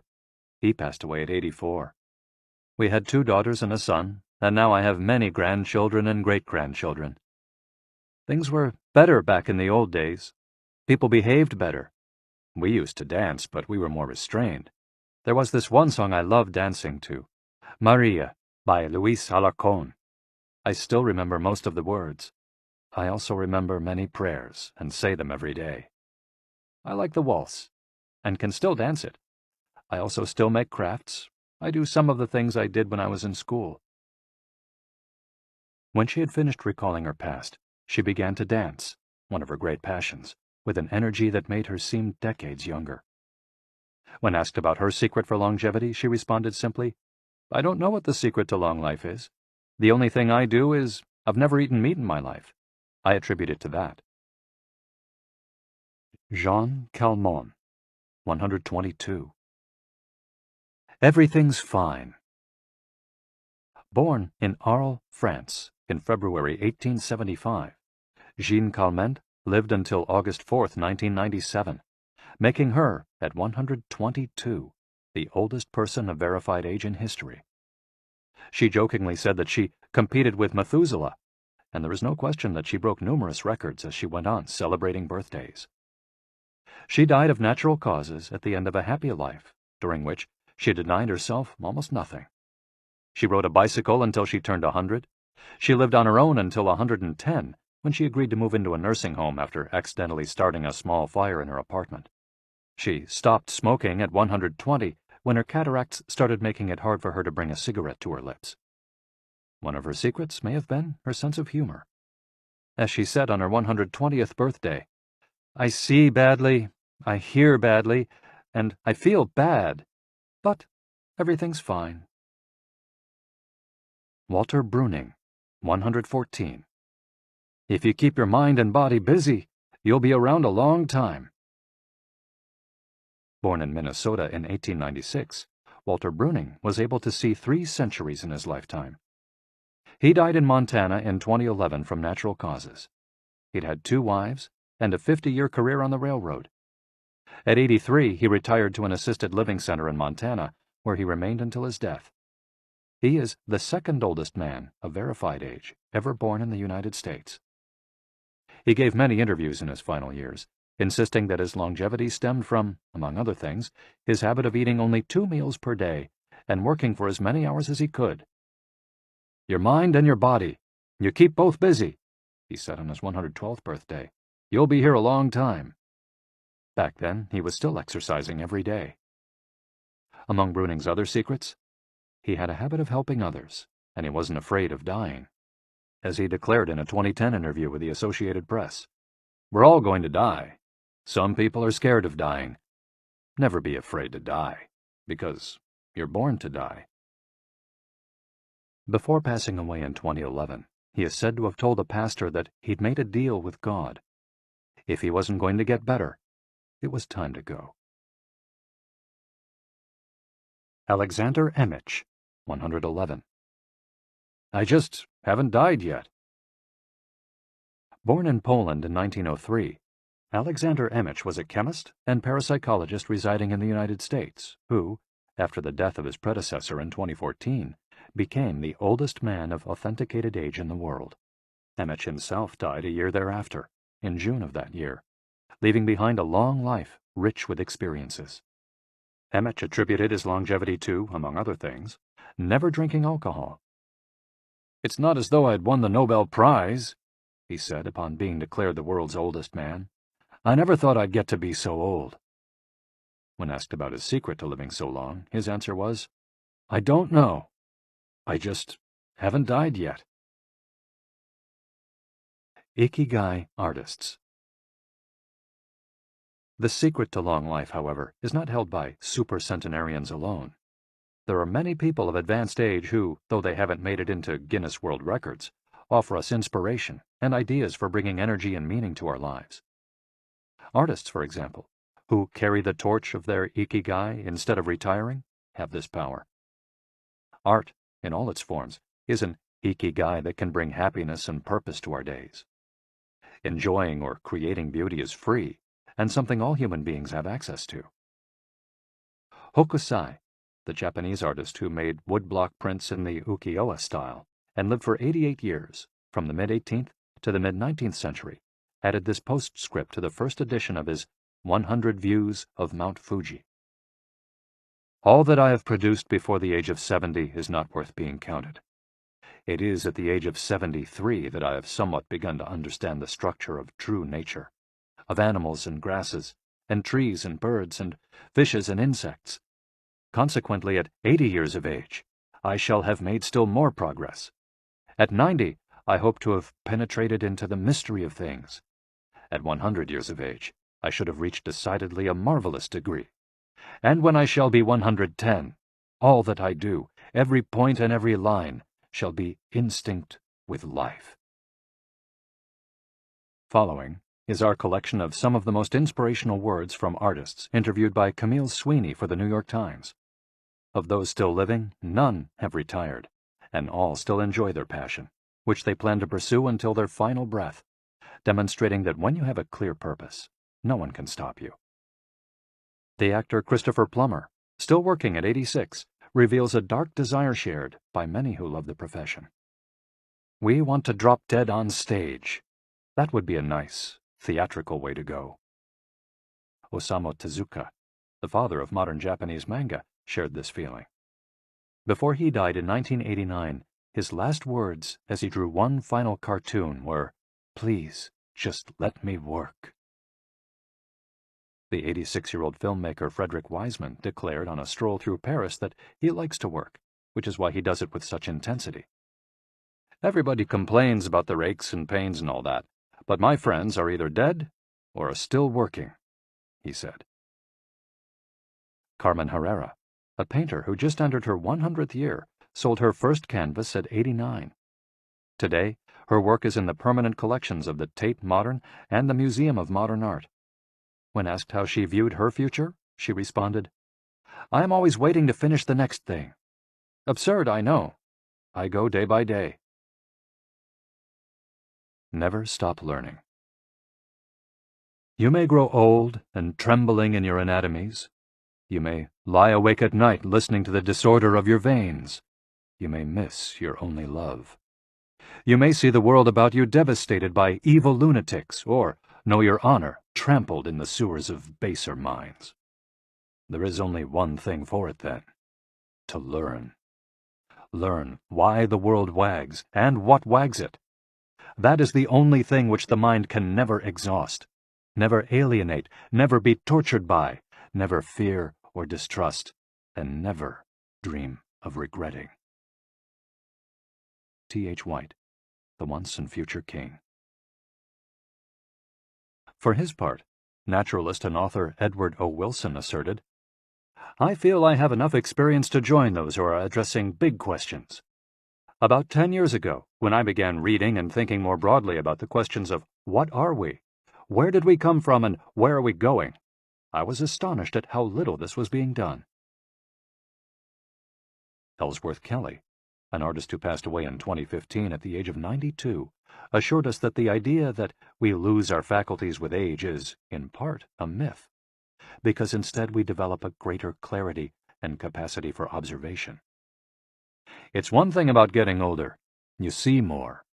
Every day, I'm continuing to see new things. That's why there are new paintings.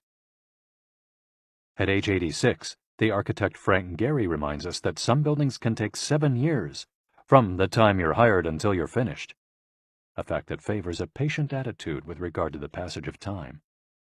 The man responsible for the Guggenheim Museum Bilbao, however, knows how to live in the here and now. You stay in your time. You don't go backward. I think if you relate to the time you're in, you keep your eyes and ears open, read the paper, see what's going on, stay curious about everything, you'll automatically be in your time. Longevity in Japan. Because of its robust civil registry, many of those verified as having lived the longest are found in the United States. However, there are many centenarians living in remote villages in other countries. A peaceful life in the countryside seems pretty common among people who have watched a century pass.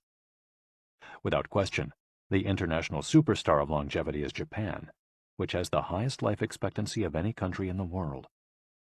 In addition to a healthy diet, which we will explore in detail, and an integrated healthcare system in which people go to the doctor for regular checkups to prevent disease, longevity in Japan is closely tied to its culture, as we'll see later on. The sense of community and the fact that Japanese people make an effort to stay active until the very end are key elements of their secret to long life. If you want to stay busy even when there's no need to work, there has to be an IKIGAI on your horizon, a purpose that guides you throughout your life and pushes you to make things of beauty and utility for the community and yourself. Chapter 6. Lessons from Japan's Centenarians. Traditions and Proverbs for Happiness and Longevity. To get to Ogimi, we had to fly nearly 3 hours from Tokyo to Naha, the capital of Okinawa. Several months earlier, we'd contacted the town council of a place known as the Village of Longevity to explain the purpose of our trip and our intention to interview the oldest members of the community. After numerous conversations, we finally got the help we were looking for and were able to rent a house just outside the town. 1 year after starting this project, we found ourselves on the doorstep of some of the longest living people in the world. We realized right away that time seems to have stopped there, as though the entire town were living in an endless here and now. Arriving in Ogimi. After 2 hours on the road from Naha, we're finally able to stop worrying about the traffic. To our left are the sea and an empty stretch of beach. To our right, the mountainous jungle of Okinawa's Yanbaru forests. Once Route 58 passes Nago, where Orion beer, the pride of Okinawa, is made, it skirts the coast until it reaches Ogimi. Every now and then a few little houses and stores crop up in the narrow stretch of land between the road and the base of the mountain. We pass small clusters of houses scattered here and there as we enter the municipality of Ogimi, but the town doesn't really seem to have a center. Our GPS finally guides us to our destination, the Center for the Support and Promotion of Well-Being, housed in an unattractive cinder block building right off the highway. We go in through the back door, where a man named Taira is waiting for us. Beside him is a petite, cheerful woman who introduces herself as Yuki. 2 other women immediately get up from desks and show us to a conference room. They serve us each a cup of green tea and a few shikuwasa, a small citrus fruit that packs a big nutritional punch, as we'll see later on. Taira sits down across from us in his formal suit and opens up a large planner and a 3-ring binder. Yuki sits next to him. The binder contains a list of all the town's residents, organized by age and club, or moai. Taira points out that these groups of people who help one another are characteristic of Ogimi. The moai are not organized around any concrete objective. They function more like a family. Taira also tells us that volunteer work, rather than money, drives much of what happens in Ogimi. Everyone offers to pitch in, and the local government takes care of assigning tasks. This way, everyone can be useful and feels like part of the community. Ogimi is the penultimate town before Cape Hedo, the northernmost point of the largest island in the archipelago. From the top of Ogimi's mountains, we're able to look down over the whole town. Almost everything is the green of the Yanbaru jungle, making us wonder where the nearly 3,200 residents are hiding. We can see a few houses, but they're scattered in little clusters near the sea or in small valleys, accessible by side roads. Communal life. We're invited to eat in one of Ogimi's few restaurants, but when we arrive, the only 3 tables are already reserved. "Don't worry, we'll go to Churaumi instead. It never fills up," says Yuki, walking back to the car. She's still driving at age 88, and takes great pride in that. Her co-pilot is 99, and has also decided to spend the day with us. We have to drive fast to keep up with them on a highway that is sometimes more dirt than asphalt. Finally reaching the other end of the jungle, we can at last sit down to eat. "I don't really go to restaurants," Yuki says as we take our seats. "Almost everything I eat comes from my vegetable garden, and I buy my fish from Tanaka, who's been my friend forever." The restaurant is right by the sea, and seems like something from the planet Tatooine from Star Wars. The menu boasts in large letters that it serves slow food, prepared with organic vegetables grown in the town. "But really," Yuki continues, "food is the least important thing." She is extroverted and rather pretty. She likes to talk about her role as the director of several associations run by the local government. "Food won't help you live longer," she says, bringing to her lips a bite of the diminutive confection that followed our meal. "The secret is smiling and having a good time." There are no bars and only a few restaurants in Ogimi, but those who live there enjoy a rich social life that revolves around community centers. The town is divided into 17 neighborhoods, and each one has a president and several people in charge of things like culture, festivals, social activities, and longevity. Residents pay close attention to this last category. We're invited to the community center of one of the 17 neighborhoods. It's an old building right next to one of the mountains of the Yanbaru jungle, home to Bunagaya, the town's iconic sprites. The Bunagaya spirits of the Yanbaru jungle. Bunagaya are magical creatures that inhabit the Yanbaru jungle near Ogimi and its surrounding towns. They manifest as children with long red hair and like to hide in the jungle's kajumaru, banyan trees, and go fishing on the beach. Many of Okinawa's stories and fables are about Bunagaya sprites. They're mischievous, playful, and unpredictable.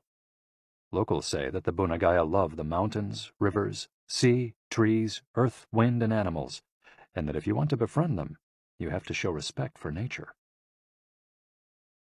A birthday party. When we arrive at the neighborhood's community center, we're greeted by a group of about 20 people who proudly proclaim, "The youngest among us is 83. We conduct our interviews at a large table while drinking green tea. When we finish, we're brought to an event space where we celebrate the birthdays of 3 members of the group. One woman is turning 99, another 94, and one young man has just reached 89. We sing a few songs popular in the village and finish up with "Happy Birthday" in English. The woman turning 99 blows out the candles and thanks everyone for coming to her party. We eat homemade shikawasa cake and end up dancing and celebrating as though it were the birthday of a 20-something. It's the first party, but not the last that we'll attend during our week in the village. We'll also do karaoke with a group of seniors who sing better than we do, and attend a traditional festival with local bands, dancers, and food stands at the foot of a mountain. Celebrate each day together. Celebrations seem to be an essential part of life in Ogimi. We're invited to watch a game of gate ball, one of the most popular sports among Okinawa's older residents. It involves hitting a ball with a mallet-like stick. It's a low-impact sport that can be played anywhere, and it's a good excuse to move around and have fun as a group. The residents hold local competitions, and there is no age limit for participants. We participate in the weekly game and lose to a woman who recently turned 104. Everyone cheers, and the defeated look on our faces elicits laughter. In addition to playing and celebrating as a community, spirituality is also essential to the happiness of the village's residents. The gods of Okinawa.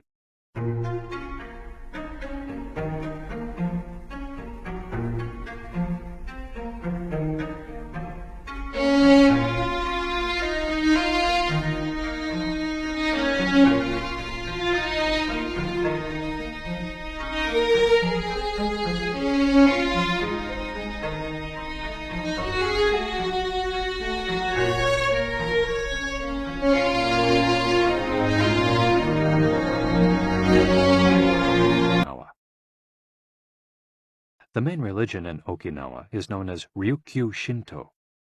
Ryukyu is the original name of the Okinawa archipelago, and Shinto means the path of the gods. Ryukyu Shinto combines elements of Chinese Taoism, Confucianism, Buddhism, and Shintoism with shamanistic and animistic elements. According to this ancient faith, the world is populated by an infinite number of spirits divided into several types: spirits of the home, of the forest, of the trees, and of the mountains. It's important to appease these spirits through rituals and festivals, and by consecrating sacred grounds. Okinawa is full of sacred jungles and forests, where many of the two main kinds of temples are found, the Utaki and the Uganju. We visited an Uganju, or small open-air temple, adorned with incense and coins, next to a waterfall in Ogimi. The Utaki is a collection of stones where people go to pray and where, supposedly, spirits gather. In Okinawa's religious practice, women are considered spiritually superior to men, whereas the opposite is true of traditional Shintoism in the rest of Japan. Yuta are women chosen as mediums by their communities to make contact with the spirit realm through traditional rites. Ancestor worship is another important feature of spiritual practice in Okinawa, and in Japan in general. The home of each generation's firstborn usually contains a butsudan, or small altar, used to pray for and make offerings to the family's ancestors. Mabui. Every person has an essence, or mabui. This mabui is our spirit and the source of our life force. It is immortal and makes us who we are. Sometimes the mabui of someone who has died is trapped in the body of a living person. This situation requires a separation ritual to free the mabui of the deceased. It often happens when a person dies suddenly, especially at a young age, and his or her mabui does not want to move on to the realm of the dead. A mabui can also be passed from person to person by physical contact. A grandmother who leaves her granddaughter a ring transfers a part of her mabui to her. Photographs can also be a medium for passing mabui among people. The older, the stronger. Looking back, our days in Ogimi were intense but relaxed, sort of like the lifestyle of the locals, who always seemed to be busy with important tasks, but who, upon closer inspection, did everything with a sense of calm. They were always pursuing their IKIGAI, but they were never in a rush. Not only did they seem to be happily busy, but we also noticed that they followed the other principles for happiness that Washington Burnap stated 200 years ago. The grand essentials to happiness in this life are something to do, something to love, and something to hope for. On our last day, we went to buy gifts at a small market at the edge of town. The only things sold there are local vegetables, green tea, and shikawasa juice, along with bottles of water from a spring hidden in the Yanburu forests, bearing labels that read, "Longevity Water." We bought ourselves some of this longevity water and drank it in the parking lot, looking out over the sea and hoping that the little bottles that promised a magic elixir would bring us health and long life, and would help us find our own ikigai. Then we took a photo with a statue of Abunagaya and walked up to it one last time to read the inscription. A declaration from the town where people live longest. At 80, I am still a child. When I come to see you at 90, send me away to wait until I am 100. The older, the stronger. Let us not depend too much on our children as we age. If you seek long life and health, you are welcome in our village, where you will be blessed by nature, and together we will discover the secret to longevity. April 23, 1993, Ogimi Federation of Senior Citizens Clubs. The interviews. Over the course of a week, we conducted a total of 100 interviews, asking the eldest members of the community about their life philosophy, their ikigai, and the secrets to longevity. We filmed these conversations with 2 cameras for use in a little documentary, and chose a few especially meaningful and inspiring statements to include in this section of the audiobook. 1. Don't worry.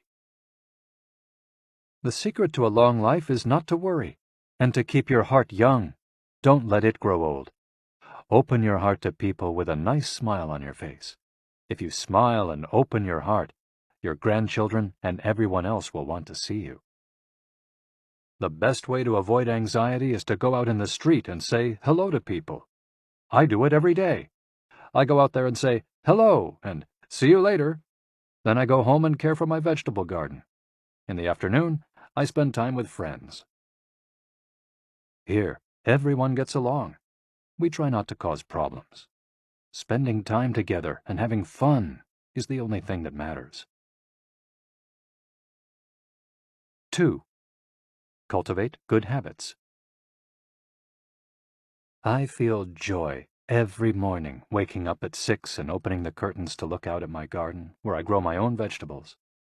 I go right outside to check on my tomatoes, my mandarin oranges. I love the sight of them. It relaxes me. After an hour in the garden, I go back inside and make breakfast. I plant my own vegetables and cook them myself. That's my IKIGAI.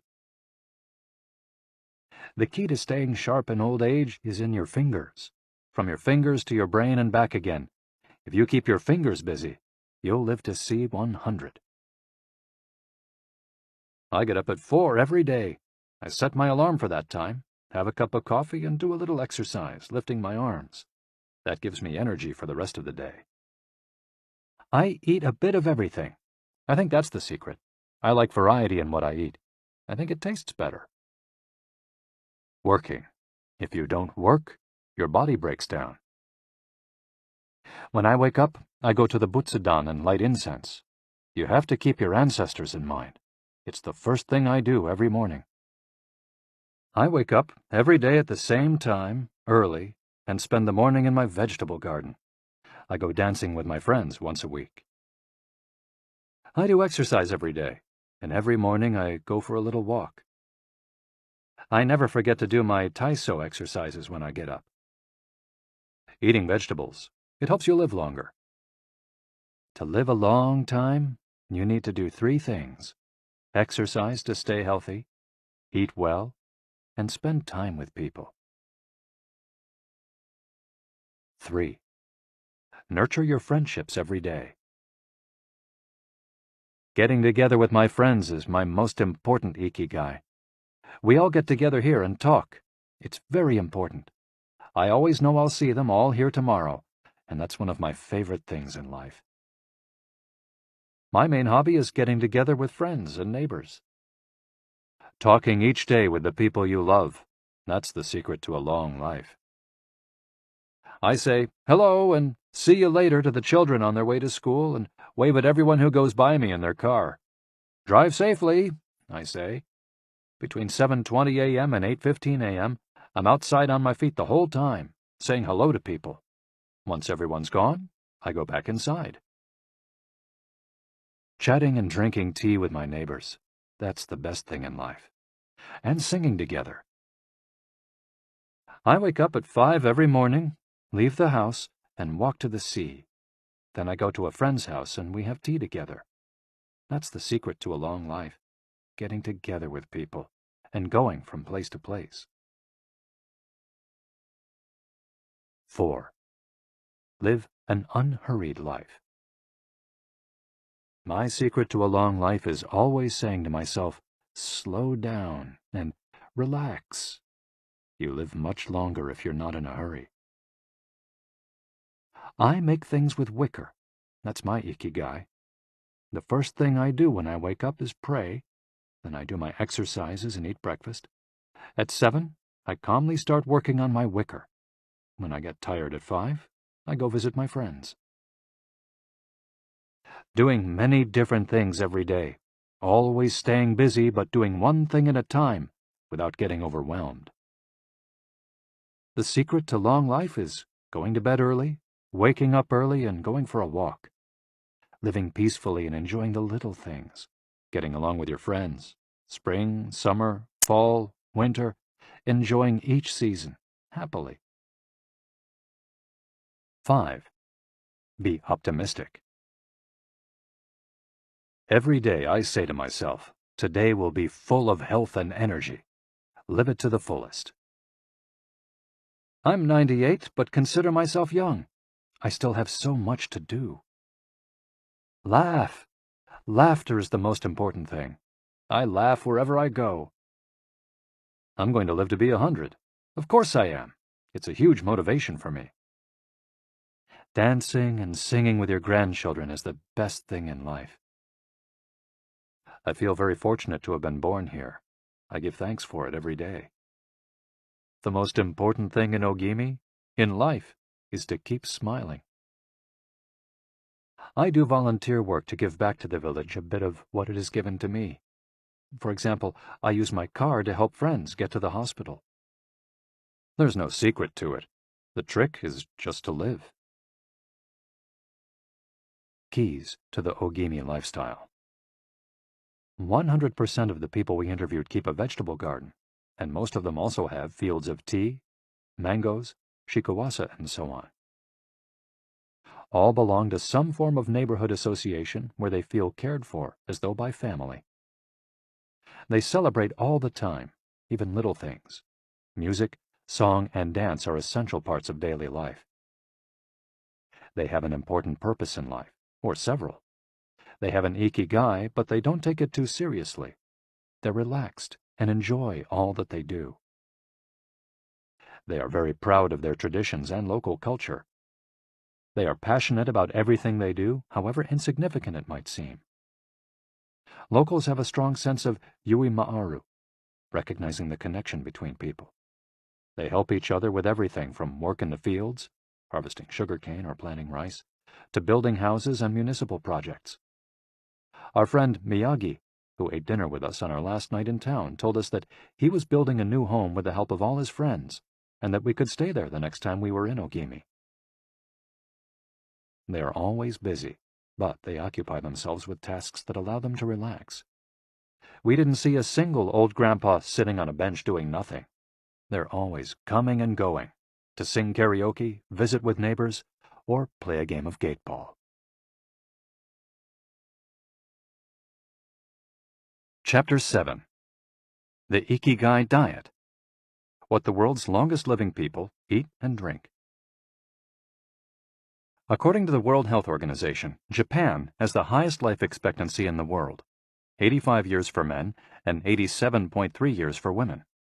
Moreover, it has the highest ratio of centenarians in the world, more than 520 for every million people, as of September 2016. While life expectancy in Japan is high overall, Okinawa exceeds the national average. Okinawa is one of the areas in Japan that were most affected by World War II. As a result not only of conflicts on the battlefield, but also of hunger and a lack of resources once the war ended, the average life expectancy was not very high during the 1940s and 1950s. As Okinawans recovered from the destruction, however, they came to be some of the country's longest living citizens. What secrets to long life do the Japanese hold? What is it about Okinawa that makes it the best of the best in terms of life expectancy? Experts point out that, for one thing, Okinawa is the only province in Japan without trains. Its residents have to walk or cycle when not driving. It's also the only province that has managed to follow the Japanese government's recommendation of eating less than 10 grams of salt per day. Okinawa's Miracle Diet. The mortality rate from cardiovascular disease in Okinawa is the lowest in Japan, and diet almost certainly has a lot to do with this. It's no coincidence that the Okinawa diet is so often discussed around the world at panels on nutrition. The most concrete and widely cited data on diet in Okinawa came from studies by Makoto Suzuki, a cardiologist at the University of Ryukyus, who has published more than 700 scientific articles on nutrition and aging in Okinawa since 1970. Bradley J. Wilcox and D. Craig Wilcox joined Makoto Suzuki's research team and published a book considered the Bible on the subject, The Okinawa Program. They reached the following conclusions. Locals eat a wide variety of foods, especially vegetables. Variety seems to be key. A study of Okinawa's centenarians showed that they ate 206 different foods, including spices, on a regular basis. They ate an average of 18 different foods each day, a striking contrast to the nutritional poverty of our fast food culture. They eat at least 5 servings of fruits and vegetables every day. At least 7 types of fruits and vegetables are consumed by Okinawans on a daily basis. The easiest way to check if there's enough variety on your table is to make sure you're eating the rainbow. A table featuring red peppers, carrots, spinach, cauliflower, and eggplant, for example, offers great color and variety. Vegetables, potatoes, legumes, and soy products, such as tofu, are the staples of an Okinawan's diet. More than 30% of their daily calories come from vegetables. Grains are the foundation of their diet. Japanese people eat white rice every day, sometimes adding noodles. Rice is the primary food in Okinawa as well. They rarely eat sugar. And if they do, it's cane sugar. We drove through several sugarcane fields every morning on our way to Ogimi, and even drank a glass of cane juice at Nakijin Castle. Beside the stall selling the juice was a sign describing the anti-carcinogenic benefits of sugarcane. In addition to these basic dietary principles, Okinawans eat fish an average of 3 times per week. Unlike in other parts of Japan, the most frequently consumed meat is pork, though locals eat it only once or twice per week. Along these lines, Makoto Suzuki's studies indicate the following. Okinawans consume, in general, 1/3 as much sugar as the rest of Japan's population, which means that sweets and chocolate are much less a part of their diet. They also eat practically half as much salt as the rest of Japan, 7 grams per day compared to an average of 12. They consume fewer calories, an average of 1,785 per day, compared to 2,068 in the rest of Japan. In fact, low caloric intake is common among the 5 blue zones. Hara-hachi-bu. This brings us back to the 80% rule we mentioned in the first chapter, a concept known in Japanese as hara-hachi-bu. It's easy to do. When you notice you're almost full but could have a little more, just stop eating. One easy way to start applying the concept of hara-hachi-bu is to skip dessert, or to reduce portion size. The idea is to still be a little bit hungry when you finish. This is why portion size tends to be much smaller in Japan than in the West. Food isn't served as appetizers, main courses, and dessert. Instead, it's much more common to see everything presented at once on small plates. One with rice, another with vegetables, a bowl of miso soup, and something to snack on. Serving food on many small plates makes it easier to avoid eating too much, and facilitates the varied diet discussed at the beginning of this chapter. Hara-hachi-bu is an ancient practice. The 12th century book on Zen Buddhism, Zazen Youjinki, recommends eating 2/3 as much as you might want to. Eating less than one might want is common among all Buddhist temples in the East. Perhaps Buddhism recognized the benefits of limiting caloric intake more than 9 centuries ago. So, eat less to live longer? Few would challenge this idea. Without taking it to the extreme of malnutrition, of course, eating fewer calories than our bodies ask for seems to increase longevity. The key to staying healthy while consuming fewer calories is eating foods with a high nutritional value, especially superfoods, and avoiding those that add to our overall caloric intake but offer little to no nutritional value. The calorie restriction we've been discussing is one of the most effective ways to add years to your life. If the body regularly consumes enough or too many calories, it gets lethargic and starts to wear down, expending significant energy on digestion alone.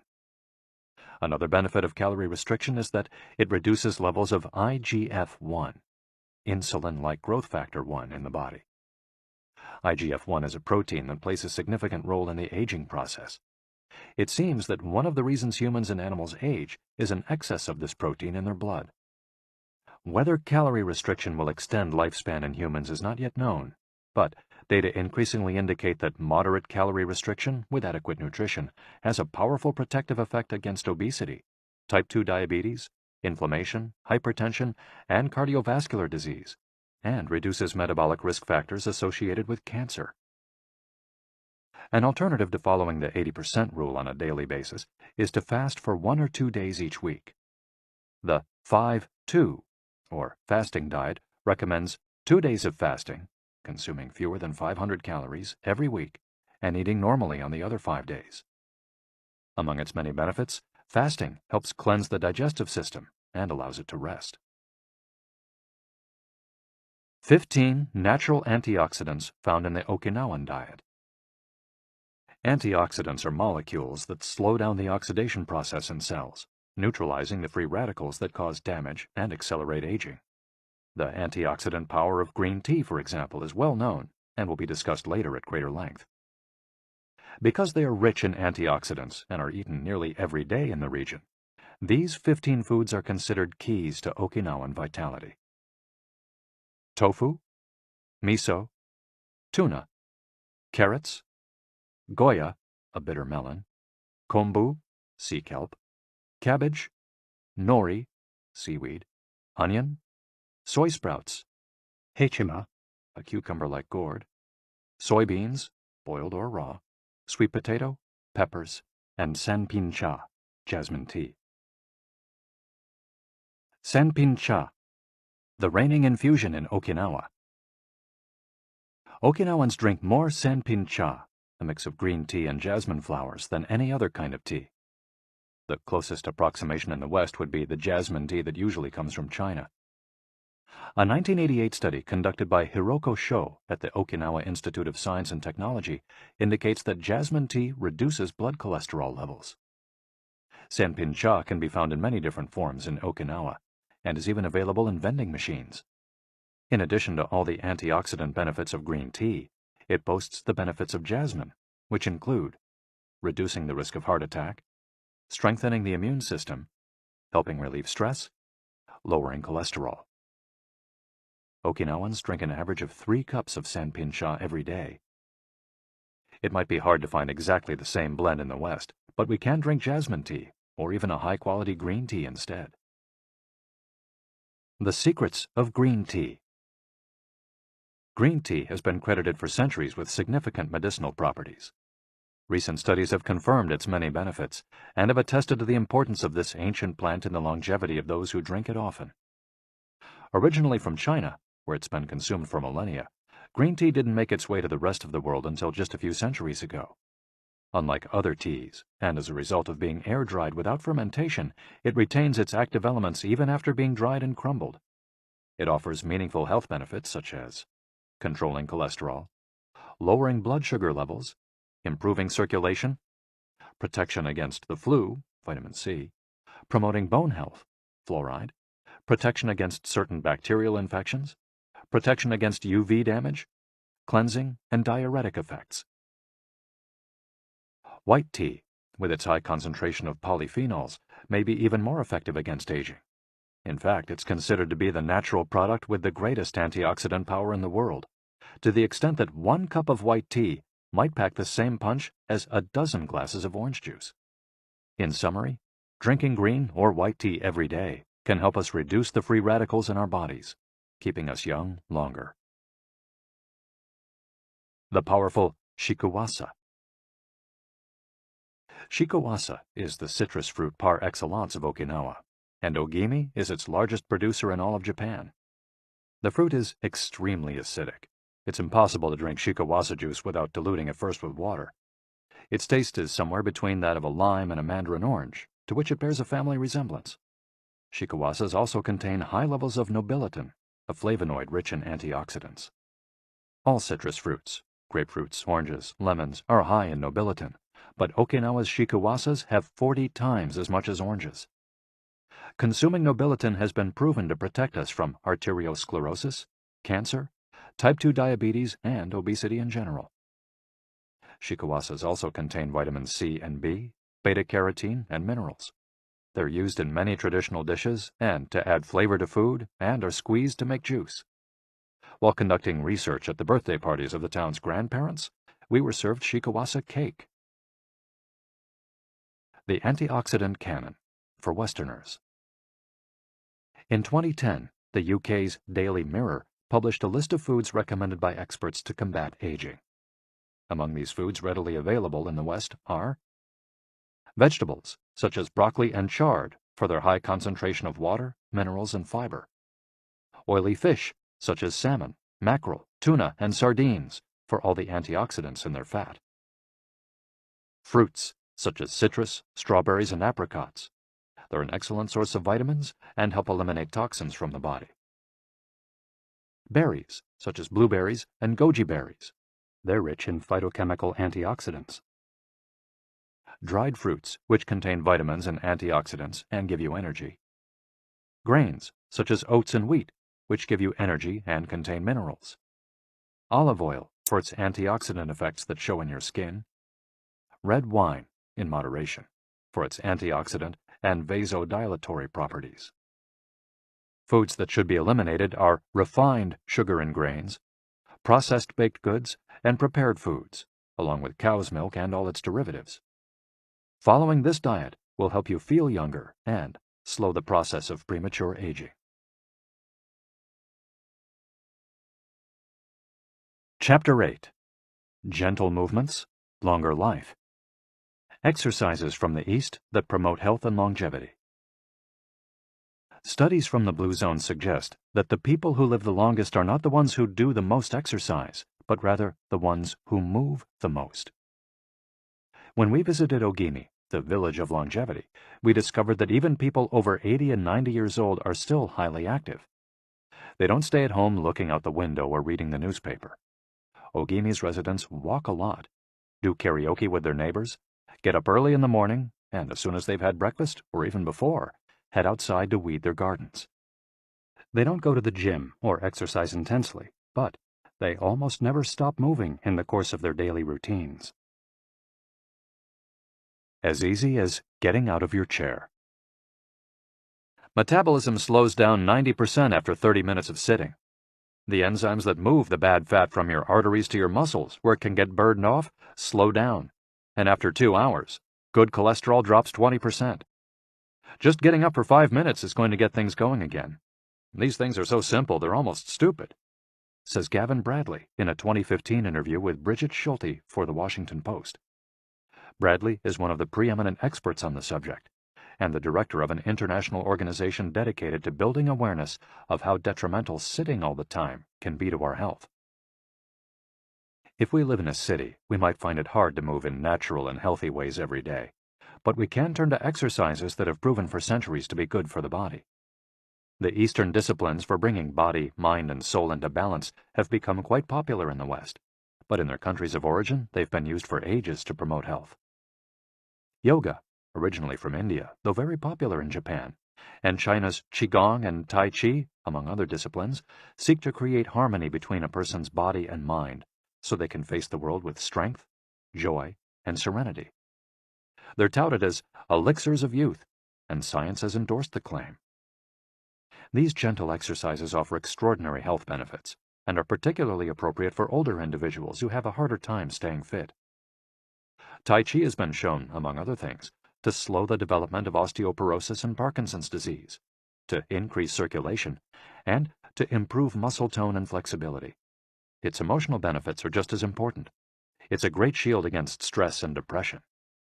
You don't need to go to the gym for an hour every day or run marathons. As Japanese centenarians show us, all you need is to add movement to your day.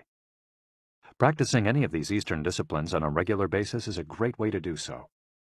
An added benefit is that they all have well-defined steps, and as we heard in Chapter 4, disciplines with clear rules are good for flow. If you don't like any of these disciplines, feel free to choose a practice that you love and that makes you move. Following, we'll take a look at some of the practices that promote health and longevity. But first, a little appetizer, a singularly Japanese exercise for starting your day. Radio Taiso. This morning warm-up has been around since before World War II. The radio part of its name is from when the instructions for each exercise were transmitted over the radio, but today people usually do these movements while tuned to a television channel or internet video demonstrating the steps. One of the main purposes of doing Radio Taiso is to promote a spirit of unity among participants. The exercises are always done in groups, usually in schools before the start of classes, and in businesses before the workday begins. Statistics show that 30% of Japanese practice Radio Taiso for a few minutes every morning. But Radio Taiso is one thing that almost everyone we interviewed in Ogimi had in common. Even the residents of the nursing home we visited dedicated at least 5 minutes every day to doing it, though some did the exercises from their wheelchairs. We joined them on their daily practice, and we felt refreshed for the rest of the day. When these exercises are done in a group, it's usually on a sports field or in a large reception hall, and typically involves some kind of loudspeaker. The exercises take 5 or 10 minutes, depending on whether you do all or only some of them. They focus on dynamic stretching and increasing joint mobility. One of the most iconic Radio Taiso exercises consists of simply raising your arms above your head and then bringing them down in a circular motion. It's a tool to wake up the body, an easy mobility workout that is low in intensity and that focuses on exercising as many joints as possible. It might seem basic, but in our modern lives, we can spend days without raising our arms above our ears. Think about it. Our arms are down when using computers, when using smartphones, when reading books. One of the few times we raise our hands over our heads is when reaching for something in a cupboard or closet, while our ancestors were raising their hands over their heads all the time when gathering things from trees. Radio Taiso helps us to practice all the basic movements of the body. Yoga. Popular in Japan as well as in the West, yoga can be done by almost anyone. Some of its poses have even been adapted for pregnant women and practitioners with physical disabilities. Yoga comes from India, where it was developed millennia ago to unite our mental and physical elements. The word yoga itself comes from the Sanskrit term for yoke, which refers to the crosspiece that binds draft animals to one another and to the cart they're pulling. Yoga strives to unite body and mind in the same way, guiding us toward a healthy lifestyle in harmony with the world around us. The main objectives of yoga are to bring us closer to our human nature, mental and physical purification, to bring us closer to the divine. Styles of yoga. Though all are oriented towards similar goals, there are many different types of yoga that vary according to the traditions and texts from which they were developed. The differences among them lie, as the masters say, in the path taken to the summit of our best self. Jnana Yoga. The yoga of wisdom, the search for discipline and mental growth. Karma Yoga focuses on action, on tasks and duties that benefit oneself and one's community. Bhakti Yoga, the yoga of devotion and surrender to the divine.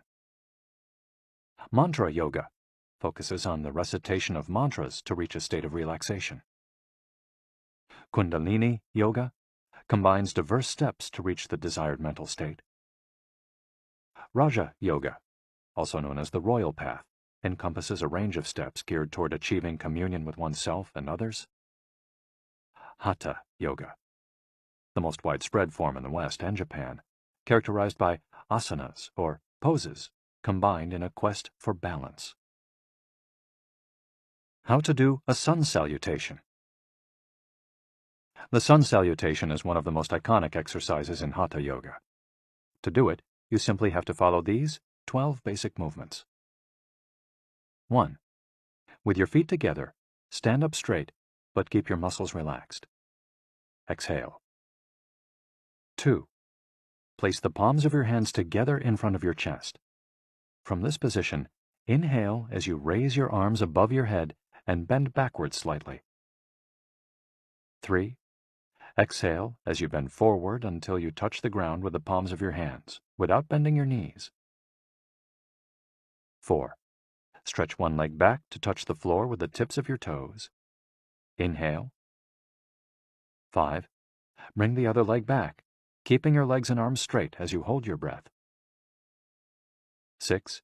As you exhale, bend your arms and bring your chest to the ground, and then forward, resting your knees on the ground. 7. Straighten your arms and bend your spine back, keeping the lower half of your body on the ground. Inhale. 8. With your hands and feet on the ground, lift your hips until your arms and legs are straight and your body forms an upside-down V. Exhale throughout the movement. 9. Bring forward the same leg you'd stretched back earlier and bend it so that your knee and foot are aligned under your head and between your hands. Inhale. 10.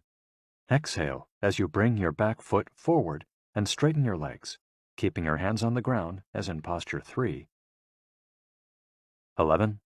Bring your arms above your head with your palms together and bend backwards slightly as you did in posture 2 while you inhale. 12. Lower your arms to their initial position in mountain pose while you exhale. You've just greeted the sun. Now you're ready to have a fantastic day. Tai Chi. Also known as Tai Chi Chuan, Tai Chi is a Chinese martial art that can be traced back hundreds of years to Buddhism and Confucianism. It's very popular in Japan, too.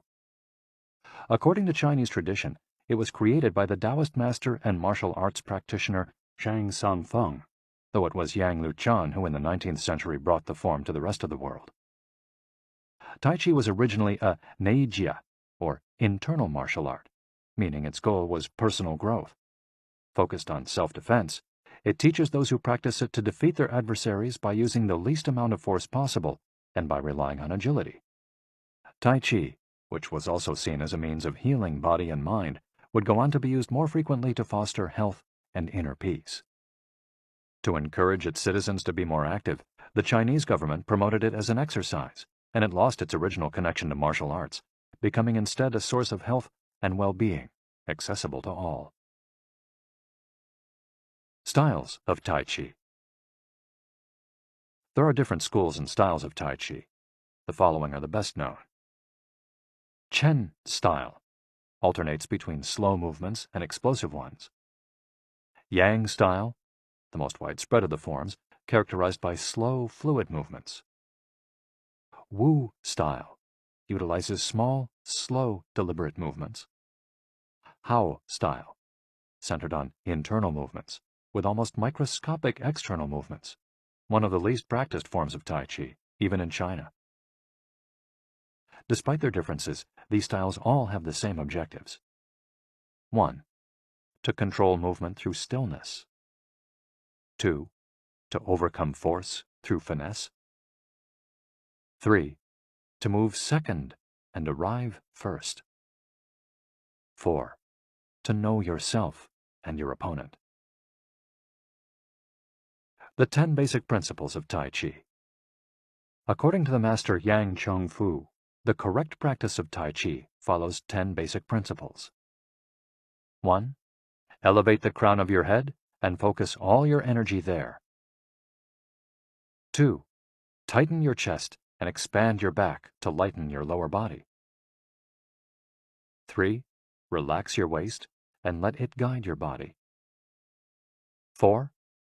Learn to differentiate between heaviness and lightness, knowing how your weight is distributed. 5. Relax the shoulders to allow free movement of the arms and promote the flow of energy. 6. Value the agility of the mind over the strength of the body. 7. Unify the upper and lower body so they act in concert. 8. Unify the internal and the external to synchronize mind, body, and breath. 9. Do not break the flow of your movement. Maintain fluidity and harmony. 10. Look for stillness in movement. An active body leads to a calm mind. Imitating clouds. One of the best-known movements in Tai Chi consists of following the form of clouds in an exercise called wave hands like clouds. Here are the steps. 1. Extend your arms in front of you with your palms down. 2.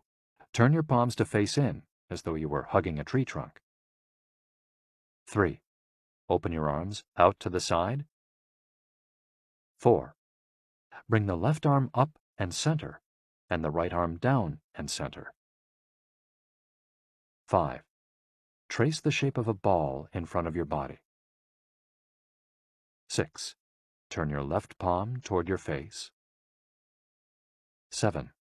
Shift your weight to your left foot and pivot from your hip toward that side, while your eyes follow the movement of your hand.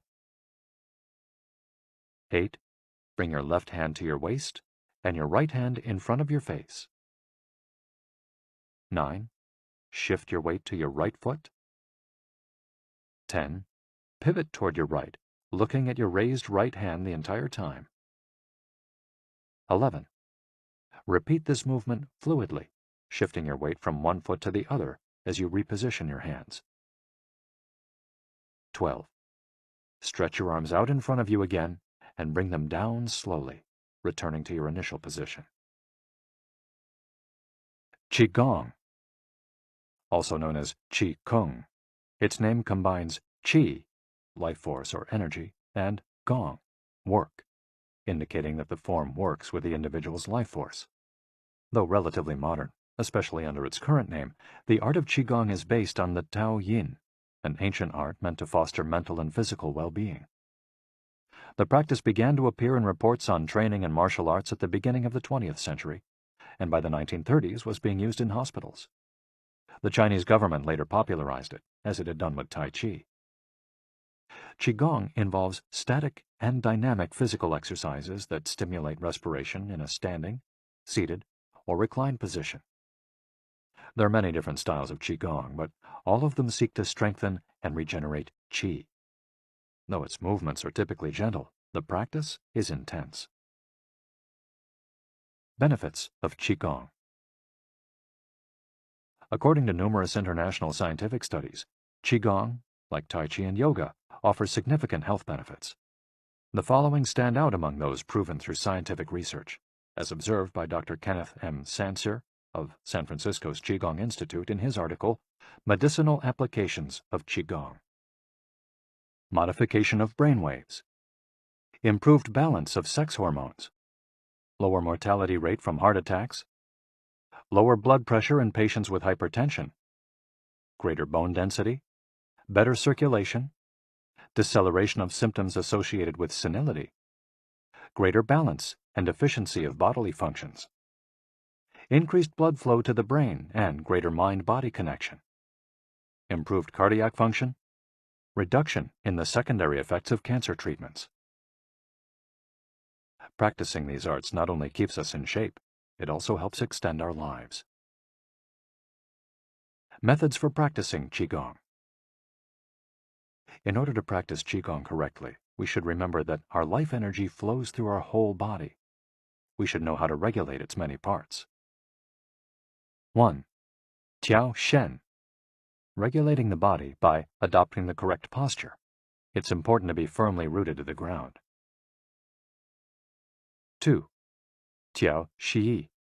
Regulating the breath until it is calm, steady, and peaceful. 3. Tiao Xin. Regulating the mind, the most complicated part, as it implies emptying the mind of thoughts. Tiao Qi. Regulating the life force through the regulation of the 3 prior elements so that it flows naturally. 5. Tiao Shen. Regulating the spirit. The spirit is both strength and root in battle, as Yang Juingming explains in The Essence of Taiji Qigong. In this way, the whole organism will be prepared to work together toward a single goal. The 5 elements of Qigong. One of Qigong's best-known exercises is a series representing the 5 elements: earth, water, wood, metal, and fire. This series of movements seeks to balance the 5 currents of energy in order to improve brain and organ function. There are several ways to do these movements. In this case, we're following the model of Professor Maria Isabel Garcia Monreal from the Qigong Institute in Barcelona. Earth. 1. Stand with your legs apart and your feet directly below your shoulders. 2. Turn your feet outwards slightly to straighten the posture. 3. Keep your shoulders relaxed and down, and your arms loose at your sides, slightly away from your body. This is the Wu Qi, or rooted posture. 4. As you inhale, raise your arms in front of you until your hands are level with your shoulders, your palms facing down. 5. Exhale as you bend your knees and bring your arms down until your hands are level with your stomach, your palms facing in. 6. Hold this position for a few seconds, focusing on your breath. Water. Starting from earth posture, bend your knees into a squat, keeping your chest upright and exhaling throughout. 2. Press your coccyx downward to stretch your lumbar spine. 3. As you inhale, stand to return to earth posture. 4. Repeat twice for a total of 3. Wood. 1. Starting from earth posture, turn your palms upward and open your arms to the side, forming a circle as you inhale until your hands are level with your clavicle. Turn your hands so that your palms and elbows point downward while keeping your shoulders relaxed. 2. Reverse the movement as you exhale, making a downward circle with your arms until you reach your initial position. 3. Repeat twice for a total of 3. Metal. 1. Starting from earth posture, raise your arms until your hands are level with your sternum. 2. Turn your palms toward each other, about 4 inches apart, with your fingers relaxed and slightly separated, pointing upward. 3. As you inhale, move your hands away from each other until they are shoulder width apart. 4. As you exhale, bring your hands toward each other until they are back in position 2. 5. Repeat twice for a total of 3, observing the concentration of energy as you bring your hands together in front of your lungs. Fire. 1. Starting from earth posture, bring your hands level with your heart as you inhale, with one hand slightly above the other and your palms facing each other. 2. Rotate your hands to feel the energy of your heart. 3. Turn from your waist gently to the left, keeping your torso relaxed and your forearms parallel to the ground. 4. With your palms still facing each other, separate your hands, bringing one up until it is level with your shoulder and the other down in front of your abdomen. 5. Turn from your waist gently to the right, keeping your torso relaxed and your forearms parallel to the ground. 6. As you exhale, let your hands come back together in front of your heart. 7. With your palms still facing each other, separate your hands, bringing one up until it is level with your shoulder and the other down in front of your abdomen. Completing the series. 1. Starting from earth posture, inhale as you bring your hands level with your shoulders, palms facing down. 2. As you exhale, lower your arms to rest at your sides, returning to the initial Wu Qi posture. Shiatsu.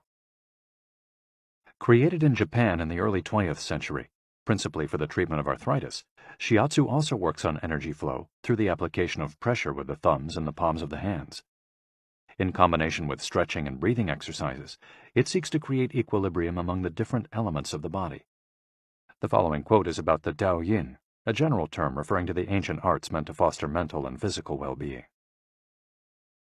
It is not important that a Dao Yin have a name, is imitating something, or is engraved in jade. What is important is the technique and the essence of what is really practiced. Stretching and contracting, bending and lifting of the head, stepping, lying down, resting or standing, walking or stepping slowly, screaming or breathing, everything can be a Dao Yin. Ge Hong. Breathe better. Live longer.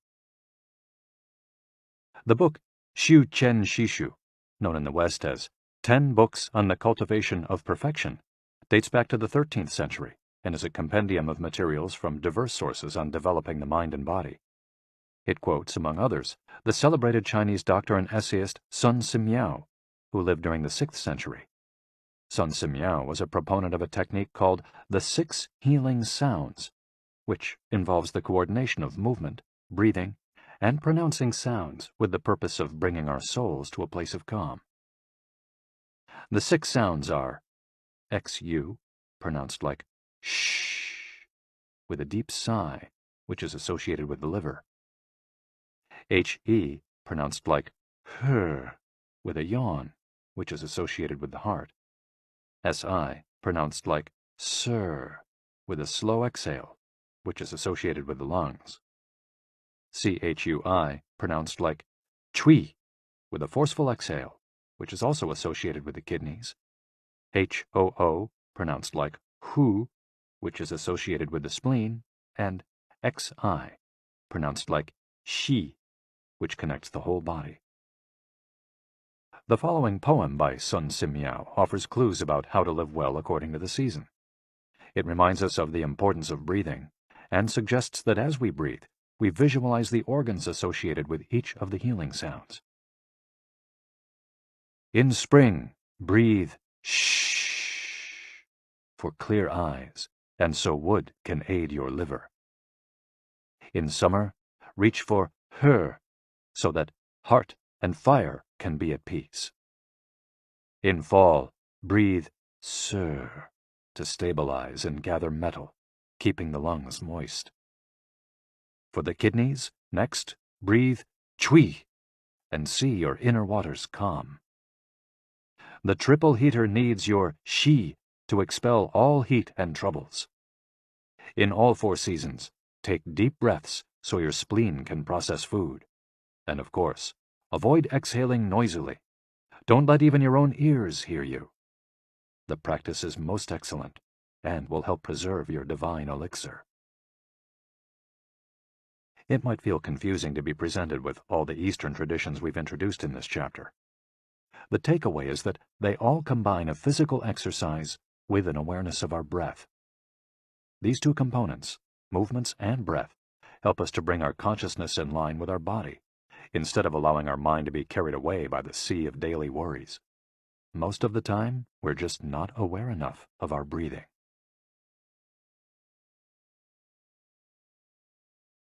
Chapter 9.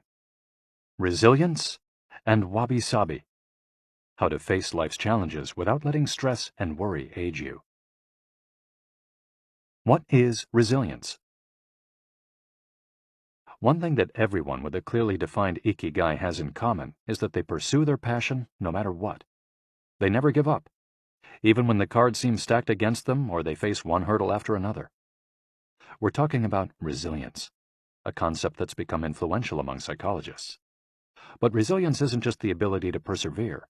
As we'll hear in this chapter, it's also an outlook we can cultivate to stay focused on the important things in life, rather than what is most urgent, and keep ourselves from being carried away by negative emotions. In the final section of the chapter, we'll explore techniques that go beyond resilience to cultivate anti-fragility. Sooner or later, we all have to face difficult moments, and the way we do this can make a huge difference to our quality of life. Proper training for our mind, body, and emotional resilience is essential for confronting life's ups and downs. Nana Korobiya Oki. Fall 7 times. Rise 8. Japanese proverb. Resilience is our ability to deal with setbacks. The more resilient we are, the easier it will be to pick ourselves up and get back to what gives meaning to our lives. Resilient people know how to stay focused on their objectives, on what matters, without giving in to discouragement. Their flexibility is the source of their strength. They know how to adapt to change and to reversals of fortune. They concentrate on the things they can control and don't worry about those they can't. In the words of the famous Serenity Prayer by Reinhold Niebuhr, God, give us grace to accept with serenity the things that cannot be changed, courage to change the things which should be changed, and the wisdom to distinguish the one from the other. Emotional resilience through Buddhism and Stoicism. Siddhartha Gautama, Buddha, was born a prince of Kapilavastu, Nepal, and grew up in a palace, surrounded by riches. At 16, he married and had a child. Not satisfied by his family's wealth, at 20,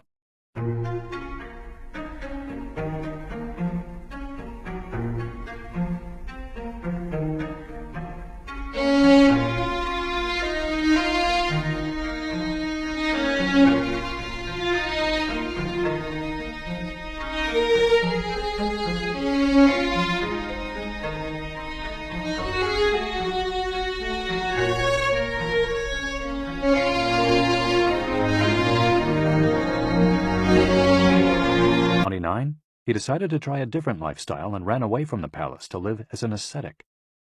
But it wasn't asceticism that he was looking for. It didn't offer the happiness and well-being he sought. Neither wealth nor extreme asceticism worked for him. He realized that a wise person should not ignore life's pleasures.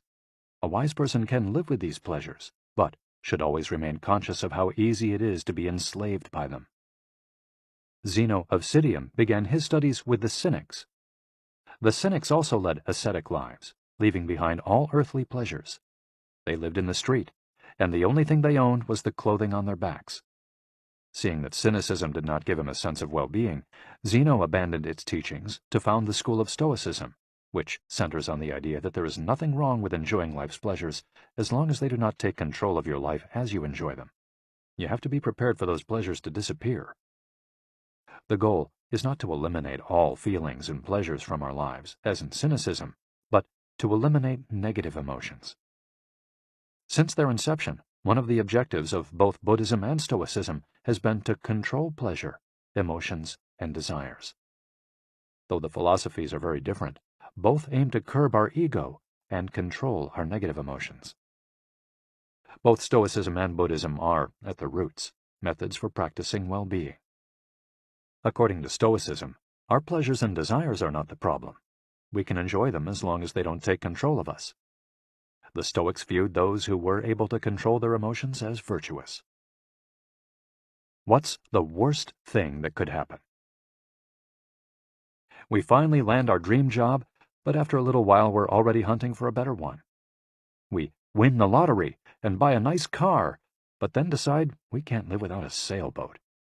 We finally win the heart of the man or woman we've been pining for, and suddenly we find we have a wandering eye. People can be insatiable. The Stoics believe that these kinds of desires and ambitions are not worth pursuing.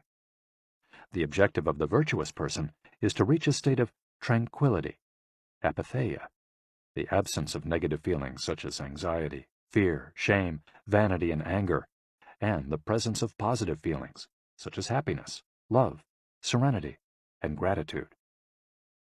In order to keep their minds virtuous, the Stoics practiced something like negative visualization. They imagined the worst thing that could happen in order to be prepared if certain privileges and pleasures were taken from them. To practice negative visualization, we have to reflect on negative events, but without worrying about them. Seneca, one of the richest men in ancient Rome, lived a life of luxury, but was, nonetheless, an active Stoic.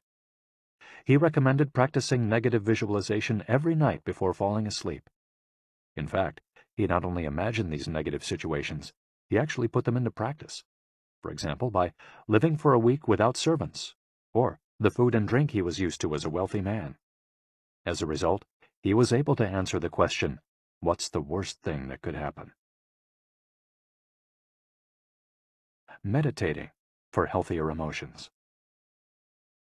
In addition to negative visualization and not giving in to negative emotions, another central tenet of Stoicism is knowing what we can control and what we can't, as we see in the Serenity Prayer. Worrying about things that are beyond our control accomplishes nothing. We should have a clear sense of what we can change and what we can't, which in turn will allow us to resist giving in to negative emotions. In the words of Epictetus, "It's not what happens to you, but how you react that matters." In Zen Buddhism, meditation is a way to become aware of our desires and emotions, and thereby free ourselves from them. It's not simply a question of keeping the mind free of thoughts, but instead involves observing our thoughts and emotions as they appear, without getting carried away by them. In this way, we train our minds not to get swept up in anger, jealousy, or resentment. One of the most commonly used mantras in Buddhism focuses on controlling negative emotions. Om Mani Padme Hum, in which Om is the generosity that purifies the ego, Ma is the ethics that purifies jealousy, Ni is the patience that purifies passion and desire, Pad is the precision that purifies bias, Me is the surrender that purifies greed, and Hum is the wisdom that purifies hatred. The here and now and the impermanence of things. Another key to cultivating resilience is knowing in which time to live. Both Buddhism and Stoicism remind us that the present is all that exists, and it is the only thing we can control. Instead of worrying about the past or the future, we should appreciate things just as they are in the moment, in the now.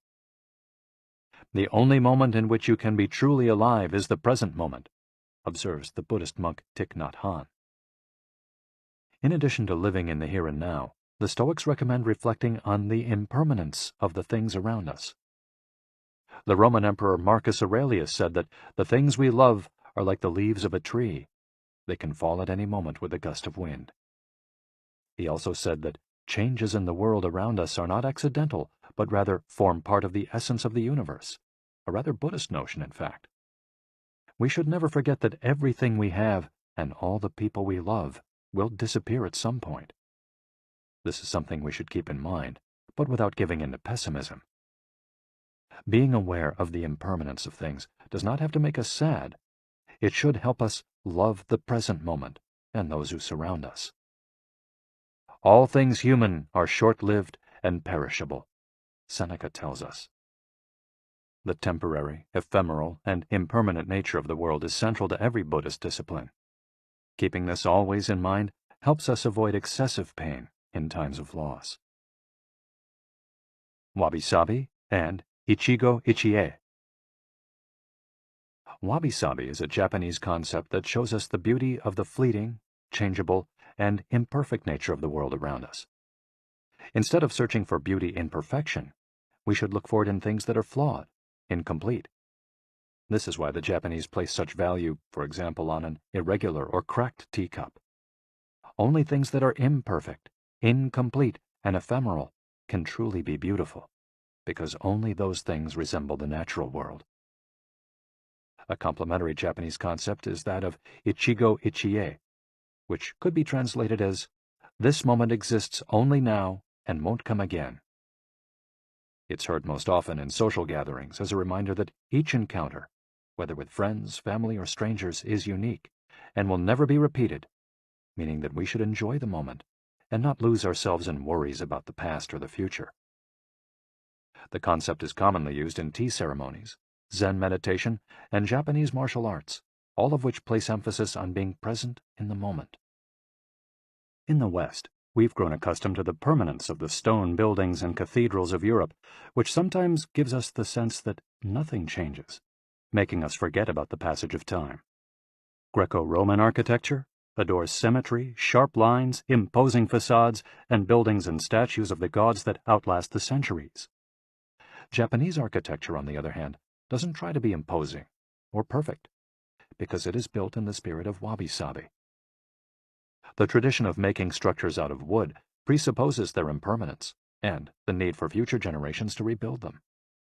Japanese culture accepts the fleeting nature of the human being and everything we create. The grand shrine of Ise, for example, has been rebuilt every 20 years for centuries.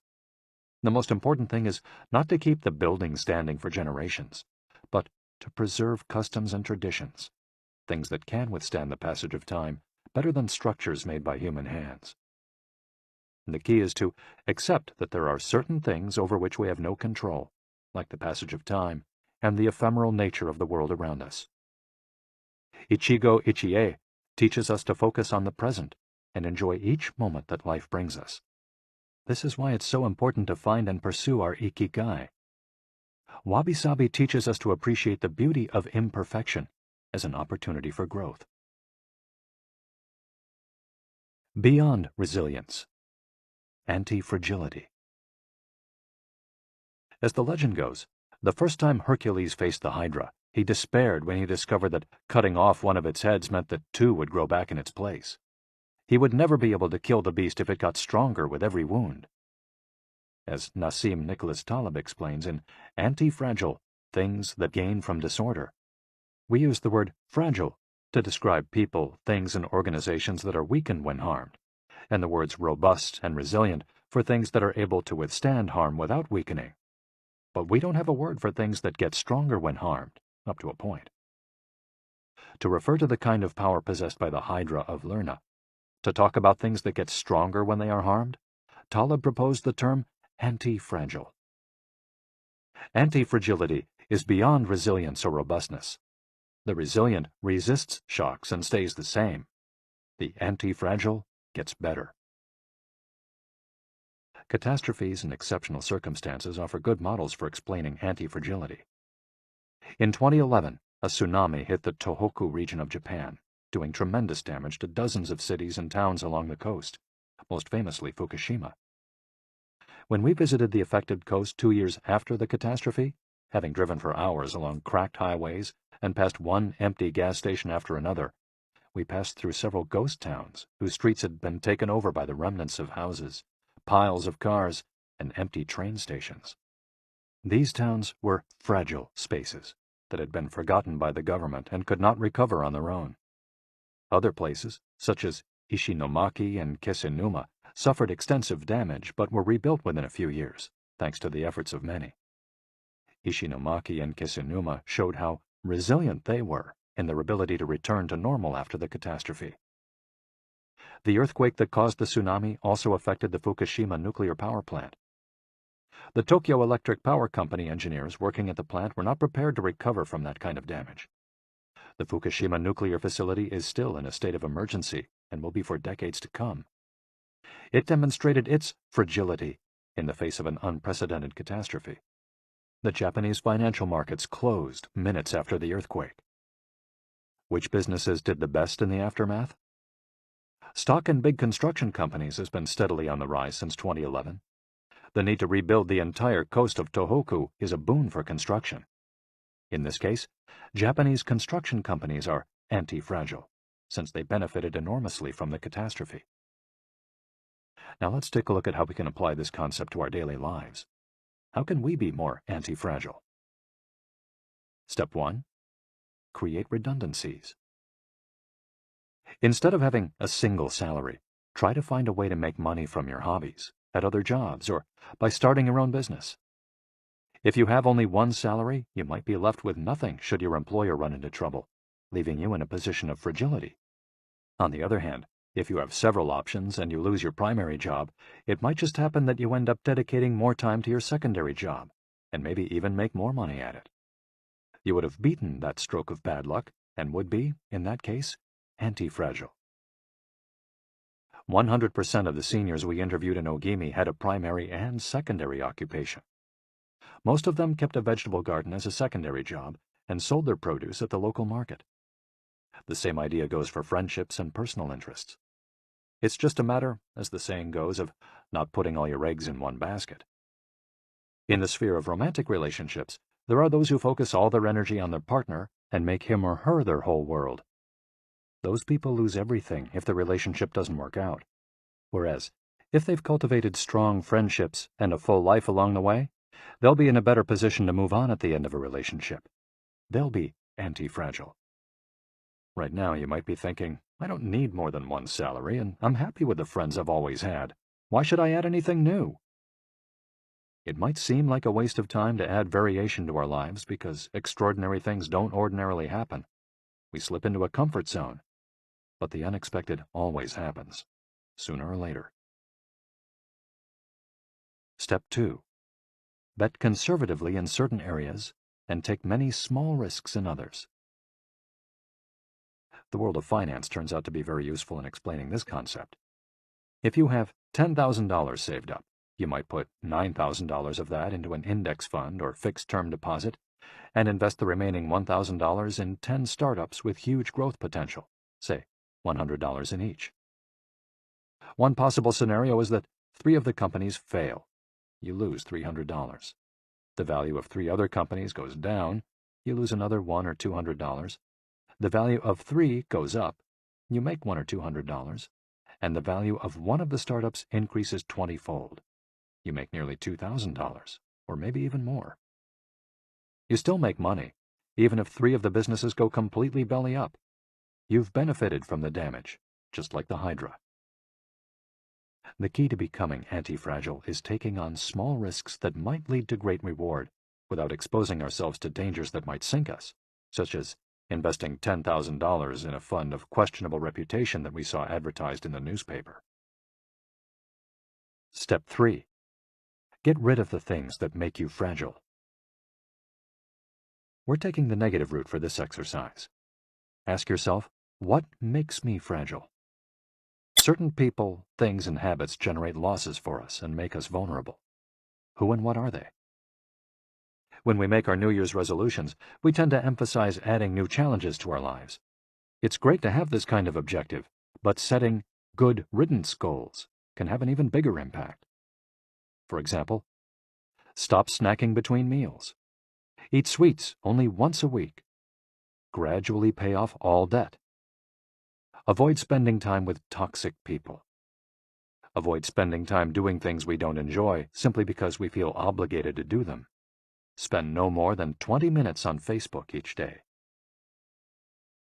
To build resilience into our lives, we shouldn't fear adversity, because each setback is an opportunity for growth. If we adopt an anti-fragile attitude, we'll find a way to get stronger with every blow, refining our lifestyle and staying focused on our IKIGAI. Taking a hit or two can be viewed as either a misfortune or an experience that we can apply to all areas of our lives as we continually make corrections and set new and better goals. As Taleb writes in Anti-Fragile, we need randomness, mess, adventures, uncertainty, self-discovery, hear traumatic episodes, all these things that make life worth living. We encourage those interested in the concept of anti-fragility to read Nassim Nicholas Taleb's Anti-Fragile. Life is pure imperfection, as the philosophy of wabi-sabi teaches us, and the passage of time shows us that everything is fleeting. But if you have a clear sense of your IKIGAI, each moment will hold so many possibilities that it will seem almost like an eternity.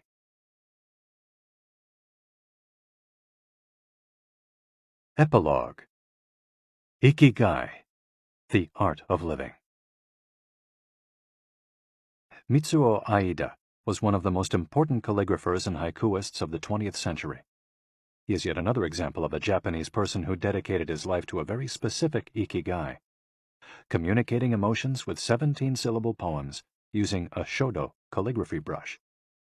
Many of Aida's haikus philosophize about the importance of the present moment and the passage of time. One could be translated as, "In the here and now, the only thing in my life is your life." In another poem, Aida writes simply, "Here, now." It is an artwork that seeks to evoke feelings of mono no aware, a melancholy appreciation of the ephemeral. The following poem touches on one of the secrets of bringing IKIGAI into our lives. Happiness is always determined by your heart. And one last one, also by Aida, is keep going. Don't change your path.